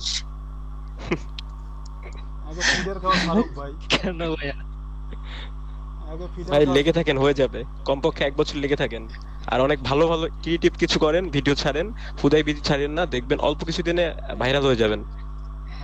আর কি বলে ভাইরাল ভিডিওগুলো তো ফিডার কখন শেষ হবে জানেন? যখন আপনার মিনিমাম চ্যানেলের বয়স আপনার 10 মান্থ বা 6 মান্থ বা 6 থেকে 10 মান্থ হবে, এবং আপনার চ্যানেলের মধ্যে যখন প্রায় 200 ভিডিও থাকবে, তখন আপনার চ্যানেল কেবল শিশু হবে, 5 বছর বয়সের শিশু হবে তখন। আচ্ছা, আর সেটা বুঝলাম, কিন্তু আমার তো পার ভিডিও 1 আওয়ার আপ আছে। আপনার পার ভিডিও 1 আওয়ার আপ আছে, আপনার এভারেজ ভিউ কত আপনার ভিডিওতে? পার ভিডিও আপনার 5 আওয়ার আপ হয়তো লাভ নেই, আপনার ভিডিওতে এভারেজ ভিউ কত? 1 আওয়ার না, 1 আওয়ার না। তো কয় সেকেন্ড? 30 সেকেন্ড না 28 সেকেন্ড? এখান থেকে 15 থেকে 20 মিনিট ভিউ হয়ে থাকে এভারেজে। 15 থেকে 20 মিনিট ভিউ হয়ে থাকে। আপনি যেভাবে বর্ণনা দিলেন 15 থেকে 20 মিনিট ভিউ কি হয় রিফাত ভাই? সম্ভব না তো। আরে ভাই, এখান থেকে লাইভ ভিডিও ছাড়া তো সম্ভব না ভাই। না আপনার মুভি রিলেটেড, আর না হলে লাইভ, কোনটা? এটা হচ্ছে ভিডিও আপলোড, সেটা তো আপনি কোন ধরনের ভিডিওগুলো আপনি মুভি নিয়ে কাজ করেন? মুভি নিয়ে কাজ করেন না লাইভ ভিডিও নিয়ে কাজ করেন? না, মুভি না, মুভি না, এটা কিছু ভাই আপনি কি ভিডিও বানান? আপনার ভিডিওগুলো কেমন ধরনের? কন্টেন্টগুলো কিসের? কন্টেন্ট হচ্ছে মেডিটেশন। ও আচ্ছা আচ্ছা, মেডিটেশন, তাহলে তো দেখতে পারবেন। আচ্ছা, তো মেডিটেশন তাহলে মিউজিক? হ্যাঁ, মিউজিক। Copyright music? জি, কপিরাইট মিউজিক, অন্যের মিউজিক ডাউনলোড করে আপলোড করেন?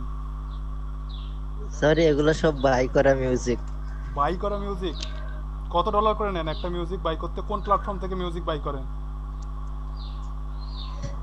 এখানে এক বড় ভাইকে দিয়ে বাই করাই নি আমি। পার ভিডিও 5 থেকে $10 দেওয়া লাগে। আচ্ছা আচ্ছা আচ্ছা, তাহলে তো ঠিক আছে, আপনি তো ইনভেস্ট করেন তাহলে। তো সেই ক্ষেত্রে এখন ভাইয়া আপনি এখন আমার কাছে কি জানতে চাচ্ছেন? আপনার কাছে যেটা সাজেশন সেটা হচ্ছে যে আপনার ভিডিও যদি অ্যাভারেজলি 15 মিনিট করে ভিউ হয়ে থাকে, তাহলে নির্দিষ্ট কিওয়ার্ডে, মানে স্পেসিফিক কিওয়ার্ডে আপনার ভিডিও অলমোস্ট 1 থেকে 10-এর মধ্যে থাকার কথা, সিরিয়াল যে আপনার ভিডিও যে কিওয়ার্ড, হ্যাঁ যে ভিডিও কিওয়ার্ডে তো আমার র্যাঙ্কে থাকে, কিন্তু মানে ভিউর ব্যাপারটা এবং সাবস্ক্রাইবের ব্যাপারটা এটা হচ্ছে না। ওয়াচ টাইমও মানে ঠিকমতো পৌঁছাতে পারতেছি না। ওয়াচ টাইম কয় ঘন্টা হইছে? ওয়াচ টাইম দেখতে হবে ভাই আমার, তাও আনুমানিক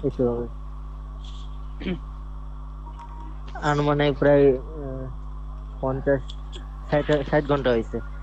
ভাই লিংকটা আমাদের এখানে শেয়ার করেন, অনেক ওয়াচ টাইম বাড়াই দিব, সমস্যা নেই। বাংলাদেশে ওয়াচ টাইম দেখি করবেন আপনি? আমরা একটু দেখে নিব। আচ্ছা ঠিক আছে, শুনেন, এখন কথা হচ্ছে যদি আপনার বিশেষ করে সবথেকে প্রবলেম যেটা, আপনার সবকিছু ঠিক আছে, আপনার এখন প্রবলেম যেটা সেটা হচ্ছে যে আপনার ভিডিও এসইও হচ্ছে না, ঠিক আছে? 15 মিনিট এভারেজ ভিউ, এটা তো আনবিলিভেবল ভাই। 15 মিনিট এভারেজ ভিউ হইলে তো অনেক 15 মিনিট এভারেজ ভিউ হইলে এতক্ষণে আপনার চ্যানেলের মনে করেন যে 4000 ঘন্টার ওয়াচ টাইমের মধ্যে 1-2000 ঘন্টা ওয়াচ টাইম হয়েই যাইতো। ভাই তহুদ আপনি যে চ্যানেলটা আছে না, ওর তো মনে হচ্ছে ওয়াচ টাইম সম্ভবত 12 থেকে 13 মিনিট। হ্যাঁ, আপনার ওর এর চেয়ে বাড়ে না। ও যদি এভারেজ ওয়াচ টাইম আপনার যদি 15 মিনিট হয়ে থাকে, তাহলে তো মনে করেন যে এতক্ষণ আপনার 2-3 হাজার ঘন্টা হয়ে যেত। ঘন্টা 2-3 হাজার ঘন্টা, কিন্তু 24 ঘন্টা তো সবাই ভিডিও দেখে না। হ্যাঁ হ্যাঁ, মানে ভিডিও তো মানে ওয়াচ আওয়ার বাড়তেছে না, সেটাই তো সমস্যা হয়। ওয়াচ টাইম বাড়তেছে না, কিন্তু এদিকে ভিউ কাউন্ট, কিছুদিন ধরে ওয়াচ টাইম বাড়তেছে না, কিন্তু কিছুদিন ধরে ভিউ হচ্ছে না। ভিউ কাউন্ট হচ্ছে, হ্যাঁ ভিউ কম হচ্ছে, কাউন্ট হচ্ছে, কাউন্ট ভিউ কাউন্ট হচ্ছে, মানে ভিউ গণনা হচ্ছে, কিন্তু ওয়াচ টাইম বাড়তেছে না, এরকম?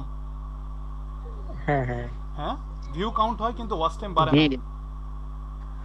জি, তাহলে আর নতুন ভাই আমার মনে হয় শাহনাজ ভাই এখনো কনসেপ্টগুলো ক্লিয়ার না। তাহলে আগে উনি ক্লিয়ার করে নেয় ওনার চ্যানেলটা থেকে যে কি কি প্রবলেম, এগুলো যদি আগে অ্যানালাইসিস করতে পারে উনি নিজে, তারপর আমাদের কাছে আসলে অথবা কিছু শেয়ার করলে সলিউশন হতে পারে। এটা খারাপ বলেননি, এখনো উনি ওনার চ্যানেলের কনসেপ্ট ক্লিয়ার না। আরেকটা অনেক বিপদে আছে, যাকে কাজ দিবেন তার কাছ থেকে এখনো পালান ভাই, সময় আছে। আপনাকে ফকির বানাচ্ছে ভাই, যাকে কাজ দিবেন তার কাছ থেকে এখনো পালান, সময় আছে। তার কারণটা হচ্ছে যে আপনি যেটা বললেন, আপনার কথা অনুযায়ী আমি বলি, আপনার কথা অনুযায়ী মানে ডাক্তার, আমি ডাক্তার, আপনি রোগী, আপনি আপনার পেটের ব্যথা বলছেন, আমি আমার এক্সপেরিয়েন্স থেকে বলি। পেটের ব্যথার কারণটা হচ্ছে 800 টাকা আপনার পেটের ব্যথার কারণটা হচ্ছে এক যে আপনার ওষুধটা ঠিক মতন খাচ্ছেন না। হ্যাঁ, ওষুধটা ঠিক মতন খাচ্ছেন না, তার মানে যে ওষুধ ভিডিওর এসিও হচ্ছে না। ঠিক আছে, ওষুধটা ঠিক মতন খাচ্ছে, ভিডিও এসিও হচ্ছে না, এই কারণে আপনার ভিডিও র্যাঙ্কে নাই। ঠিক আছে, আর হচ্ছে যে এই কারণে হচ্ছে যে আপনার এরকম এত বেশি ভাই গ্যাপ হয় না, 500 1000 400 1000, এটা ইম্পসিবল। হ্যাঁ, 100 200 হতে পারে, 100 200 আপডাউন হতে পারে। ঠিক আছে, আর যখন 1K 2K ভিউ হয়ে যায়, সাবস্ক্রাইব হয়ে যায়, তখন সেই ক্ষেত্রে এটা হতে পারে 100 200, নাহলে স্বাভাবিক 10 15 20 এরকম আপ ডাউন মাঝে মধ্যে হতে পারে। যে কিছু আইডি নষ্ট হয়ে যায়, ব্লক হয়ে যায়, এই আইডি গুলো ছাড়া তো কেউ আনসাবস্ক্রাইব করে না সাধারণত, আমার মনে হয়। এটার কোনো বুদ্ধি নাই ভাইয়া। আজকে সকালেই ছিল 498, এখন দেখতেছি যে 560 আছে। হ্যাঁ, এখন 560 আছে। আচ্ছা ঠিক আছে, বাড়তে পারে বাট কমবে না। হ্যাঁ, বাড়তে পারে, কমার পরিমাণটা খুবই কম হবে, সেটা মনে করেন যে একদমই খুবই কম হবে। আচ্ছা, আর আরেকটা কারণ হচ্ছে সেটা হচ্ছে যে আপনার যারে দিয়ে কাজ করাচ্ছেন আপনি হয়তোবা একটু কম বোঝেন, এই কারণে সে রোবট ইউজ করতেছে। সোজা বাংলা কথায় ভাই, সে রোবট ইউজ করতেছে, রোবট ইউজ করে এবং হচ্ছে যে সাবস্ক্রাইব এক্সচেঞ্জ করতেছে। সে সাবস্ক্রাইব এক্সচেঞ্জ করলে এরকম হয়, সাবস্ক্রাইব এক্সচেঞ্জ করলে হয়তোবা আমি এখন সাবস্ক্রাইব দিলাম, কিছুক্ষণ পরে হচ্ছে যে ওই সাবস্ক্রাইব হাওয়া হয়ে যায়, বা একদিন পরে সাবস্ক্রাইব হাওয়া হয়ে যায়। সাবস্ক্রাইব এক্সচেঞ্জ করলে এই প্রবলেমটা হয়। আর আরেকটা যেটা বললেন যে ভিউ কাউন্ট হচ্ছে কিন্তু ওয়াচ টাইম বাড়তেছে না, এটার কারণটা হচ্ছে এটা সে রোবোটিক ভিউ ইউজ করছে, মানে সে রোবট লাগায় আপনার চ্যানেলের ভিউ নাম্বার বাড়াচ্ছে, দেখাচ্ছে যে এতবার ভিউ হচ্ছে, কিন্তু এদিকে আপনার ওয়াচ টাইম বাড়তেছে। ইউটিউব ভাই অনেক চালাক। আপনি কি আপনার মতন কয়েক জন্মের মানুষকে সে ভাজে খায়, আজকে ইউটিউব বা গুগল এই জায়গায় আসছে। আপনার তাহলে ইউটিউব গুগল অনেক বেশি, ইউটিউবের এআই এত বেশি ট্যালেন্ট। আপনার আমার মতন এরকম কয়েক লক্ষ ফ্রিল্যান্সার বাংলাদেশে আছে, সে কয়েক কোটি ডিজিটাল মার্কেটার সারা ওয়ার্ল্ডে আছে। সব ডিজিটাল মার্কেটারের মাথার ব্রেন এই গুগলের সাথেই, এ সবারই মাথার ব্রেন একটা জায়গায় ও ইনভেস্ট করে, সেটা হচ্ছে গুগলে। গুগলকে কিভাবে ডাউন করা যায়। তো এতগুলো মানুষ যখন গুগলের সাথে টেক্কা দেওয়ার চেষ্টা করে, আর গুগল যখন এতগুলো মানুষকে কাউন্টার দেয়, তার মানে চিন্তা করেন ও কি পরিমাণ ট্যালেন্ট, আপনার থেকেও অনেক বেশি ট্যালেন্ট। তো জানি না সে কিভাবে কাজ করতেছে, আই ডোন্ট নো, আর তার সম্পর্কে কোনো আইডিয়াও নাই। আপনি যেভাবে বললেন আমিও ওভাবেই অ্যান্সারটা দিলাম আমার নলেজ থেকে। সে যে হচ্ছে যে এত বেশি আপস অ্যান্ড ডাউনস কখনো হয় না সাবস্ক্রাইবে। আর হচ্ছে ভিউ যদি কাউন্ট হয়, যদি ওয়াচ টাইম না বাড়ে, তাহলে ওটা অবভিয়াসলি 100% ওটা হচ্ছে রোবোটিক ভিউ হচ্ছে। আর একটা জিনিস যেটা বললেন যে হচ্ছে যে 15 মিনিট ওয়াচ টাইম, কিন্তু 15 মিনিট যদি অ্যাভারেজ ওয়াচ টাইম হয়, সেই ভিডিও চোখ বন্ধ করে ভাই, সেই ভিডিও চোখ বন্ধ করে হচ্ছে যে আপনার কি বলে গুগলের ইউটিউবের ওই কিওয়ার্ডে 1 2 3 4 5 নাম্বার ভিডিওর মধ্যে থাকবে। আমার একটা ভিডিও আমি কিছুদিন আগে র্যাঙ্ক করছিলাম, সেই ভিডিওটার ওয়াচ টাইম ছিল মনে হয় 1 মিনিট 10 সেকেন্ড। সেই ভিডিওটা 1 মিনিট 10 সেকেন্ডের ভিডিও ছিল না, ভিডিওটার অ্যাভারেজ ওয়াচ টাইম ছিল 1 মিনিট 10 সেকেন্ড, ভিডিওটার লেন্থ ছিল হচ্ছে 5 মিনিট। ভিডিওটা আমার 3rd পজিশনে ছিল 7 দিন, একটা কিওয়ার্ডে 3rd পজিশনে ছিল 7 দিন। তারপরে 1 মাস 1 থেকে 10 নম্বর পজিশনে ছিল 1 মাস পর্যন্ত। তারপরে ওই টপিক চলে গেছে, ওই কারণে ওই ভিডিওটা ডি র্যাঙ্ক করছে। কিন্তু মানে আপনার যেভাবে বলে আমার অ্যাভারেজ ওয়াচ টাইম হচ্ছে আপনার 1 মিনিট 10 সেকেন্ড, সেখানে আপনার অ্যাভারেজ ওয়াচ টাইম হচ্ছে 15 মিনিট, এটা তো মনে করেন যে বিশাল ব্যাপার। ঠিক আছে, ম্যাক্সিমাম আর কি ম্যাক্সিমাম এতটুকু গুগল অ্যাডসেন্স দিয়ে এতদিন ভাই আপনি কোটিপতি হতে পারতেন। আচ্ছা যাই হোক, সেটা ব্যাপার না, হয়ে যাবেন, কোটিপতি হয়ে যাবেন। এখন কথা হচ্ছে যে আপনি আরেকটু যদি তার সাথে কাজ করেন, তার সাথে একটু ডিটেইলস জানেন, শোনেন যে সে কীভাবে কাজ করতেছে। হ্যাঁ, আর হচ্ছে যে শুধুমাত্র সাবস্ক্রাইব অ্যান্ড ওয়াচ টাইমের দিকে ইন্টেনশন দিয়ে লাভ নেই, কোনো লাভ নেই, যদি না আপনার অর্গানিক সার্চ বা অর্গানিক ভিউ যদি ইউটিউবের মধ্যে না পড়ে। আপনার যদি 60-40 organic and internal and external, internal হচ্ছে ইউটিউব সার্চ ভিউ যেটা বলে, ইউটিউব আপনার অ্যানালিটিক্সে গেলে দেখতে পারবেন ইউটিউব সার্চ ভিউ আছে। ইউটিউব সার্চ ভিউটা হচ্ছে অর্গানিক ভিউ। এই অর্গানিক ভিউ যদি অন্তত 40% বা 60% না হয়, 60% হলে বেটার, সেফ জোনে থাকবেন আপনি, কোনো প্রবলেম নাই। আর যদি 40% হয় তাহলেও চলবে, কিন্তু এই দুইটা যদি 60-40 এই রেশিওতে না আসে, হ্যাঁ, এক্সটার্নাল এবং ইন্টারনাল ভিউ, অর্গানিক ভিউ এবং হচ্ছে যে এক্সটার্নাল ভিউ যদি 60-40-তে না আসে, তাহলে আপনার অ্যাডসেন্স পাইতে বা মনিটাইজেশন পাইতে প্রবলেম আছে। ঠিক আছে, কারণ ইউটিউব এখন প্রত্যেকটা চ্যানেল মনিটাইজেশন দেওয়ার আগে ম্যানুয়ালি চেক করে, রোবট দিয়ে, আগে তো রোবট দিয়ে চেক করে মনিটাইজেশন দিতে, এখন ম্যানুয়ালি চেক করে। ম্যানুয়ালি চেক করার জন্য এখন ইউটিউবে আপিল করতে হয়, আপিল করার পরে 7 দিন 10 দিন বা 15 দিন থেকে ওয়েট করে থাকতে হয়, দেন তারপরে মনিটাইজেশন দেয়। আর যদি আপনার অর্গানিক ভিউ যদি 80% হয়, 80% যদি অর্গানিক ভিউ হয়, তাহলে আপনার কোনো সমস্যা নেই। আপনার মনিটাইজেশন অ্যাপ্লাই করার সাথে সাথে সব ক্রাইটেরিয়া ফিল আপ করে মনিটাইজেশন অ্যাপ্লাই করার সাথে সাথে হয়তো বা 24 ঘন্টার মধ্যে বা 72 ঘন্টার মধ্যে অ্যাপ্রুভ করে দিবে। এটাই হচ্ছে অর্গানিক ভিউয়ের ফ্যাসিলিটি। আর আপনি যতই ওয়াচ টাইম বাড়ান, যেখান থেকে ওয়াচ টাইম বাড়ায় নিয়ে আসেন না কেন, ইউটিউব সবই জানে যে আপনি কোত্থেকে ওয়াচ টাইম বাড়াচ্ছেন, কোন ভিডিওতে ওয়াচ টাইম বাড়াচ্ছেন, কোন দিন ওয়াচ টাইম বাড়াচ্ছেন, কতক্ষণ ওয়াচ টাইম আসছে, সব ইউটিউবের কাছে ভিডিও, গুগলের কাছে আছে। সো গুগলের থেকে স্মার্ট হওয়ার বেশি চেষ্টা করবেন না। আর আপনি যাকে দিয়ে কাজ করাচ্ছেন বা যার সাথে কাজ করাচ্ছেন বা যেভাবে কাজ করতেছেন সেটা একটু জাস্টিফাই করেন, অ্যান্ড হচ্ছে একটু সময় নেন। আপনার চ্যানেল খুলছেন 3 মাস, এখনও প্রায় আপনার সময় আছে, আপনার হাতে 9 মাসের মতন সময় আছে। তো কি 1 বছরের মধ্যে আপনি মনিটাইজেশনের জন্য অ্যাপ্লাই করতে পারবেন। একটু স্লো আগান, বুঝে শুনে আগান। হুট করে একটা চ্যানেল এত কষ্ট করে ইনভেস্ট করতেছেন, একটা চ্যানেল হুট করে যদি ব্যান খায় বসে থাকেন, তাহলে আমসালা সবই যাবে। আর ইউটিউব এত খারাপ এখন, আমার পার্সোনাল যেটা মেল, সেই মেল আমি একটা সময় স্প্যামিং করার কারণে সেই স্প্যামিং ধরছে, আমি করি নাই ঠিক, তার কাছে মনে হয়েছে আমি স্প্যামিং করিতে, আমার মেলটা এমন করে সে ব্যান করছে, এখন আমি ওই মেল দিয়ে সাইন ইনই করতে পারি না। চ্যানেল তো গেছে, এখন সাইন ইনই করতে পারি না। এরকম একটা খুব বিচ্ছিরি একটা কন্ডিশন ইউটিউবে। তো ইউটিউব জন্য বুঝে শুনে কাজ করবেন। ইউটিউবে যেহেতু ইনভেস্ট করতেছে, স্লো আগান। বুঝিনি বাবু, একটু বলে দেন, এখন একটু সাজেশন দেন। কি বুঝিনি, কি টাইপের সাজেশন চাচ্ছেন? মানে মনিটাইজেশনের ব্যাপারটা আর কি, এখন আমাকে কি করতে হবে, মানে মনিটাইজেশন বা এখন ইউটিউব এসইওর উপরে ফোকাস করেন। এখন যেহেতু 30টা ভিডিও কিছুই না ভাই, 30টা ভিডিওতে কিছুই হবে না। 30টা ভিডিওর জায়গায় আপনি মিনিমাম, যেহেতু আপনার ভিডিওগুলোর লেন্থ বেশি, 1 আওয়ার 2 আওয়ার করে, সেই ক্ষেত্রে আপনি 100+ করেন তাহলেও হবে, কিন্তু ফোকাস করেন এসইওর উপরে। অর্গানিক ভিউ নিয়ে আসার চেষ্টা করেন। অর্গানিক ভিউ আসলে আপনার এমনিতেই অটোমেটিকলি সাবস্ক্রাইব বাড়বে, ওটা নিয়ে চিন্তা করতে হবে না। আপনার ইয়াও বাড়বে, কি বলে, ওয়াচ টাইমও বাড়বে, ওটাও নিয়েও চিন্তা করতে হবে না। এসইওর দিকে ফোকাস করেন। এসইও ছাড়া কিছু নাই ইউটিউবে ভাই, এসইও ছাড়া কিছুই নেই ইউটিউবে। আপনার ওগুলা ভুং ভাং করে কোনো লাভ নেই, ওগুলো টেম্পোয়ারি, আজকে আছে কালকে নেই, আজকে সাবস্ক্রাইব 1K, কালকে দেখা যাবে কিছুই নেই, ঠিক আছে? ওগুলা করে লাভ নাই। আপনি এসইওর দিকে ফোকাস করেন, যদি নলেজ থেকে থাকে, বা যে করতেছে তাকে বলেন ইউটিউব এসইও করতে। এসইওর মানে হচ্ছে যে আপনার ভিডিওগুলোকে র্যাঙ্কে নিয়ে আসতে বলেন নির্দিষ্ট কিওয়ার্ডের আন্ডারে। এগুলো, এই কাজগুলো যদি উনি করতে পারে, দেন হচ্ছে যে আপনি এখান থেকে ওভারকাম করতে পারেন। আর যেহেতু আপনার হাতে সময় আছে, স্লো আগান।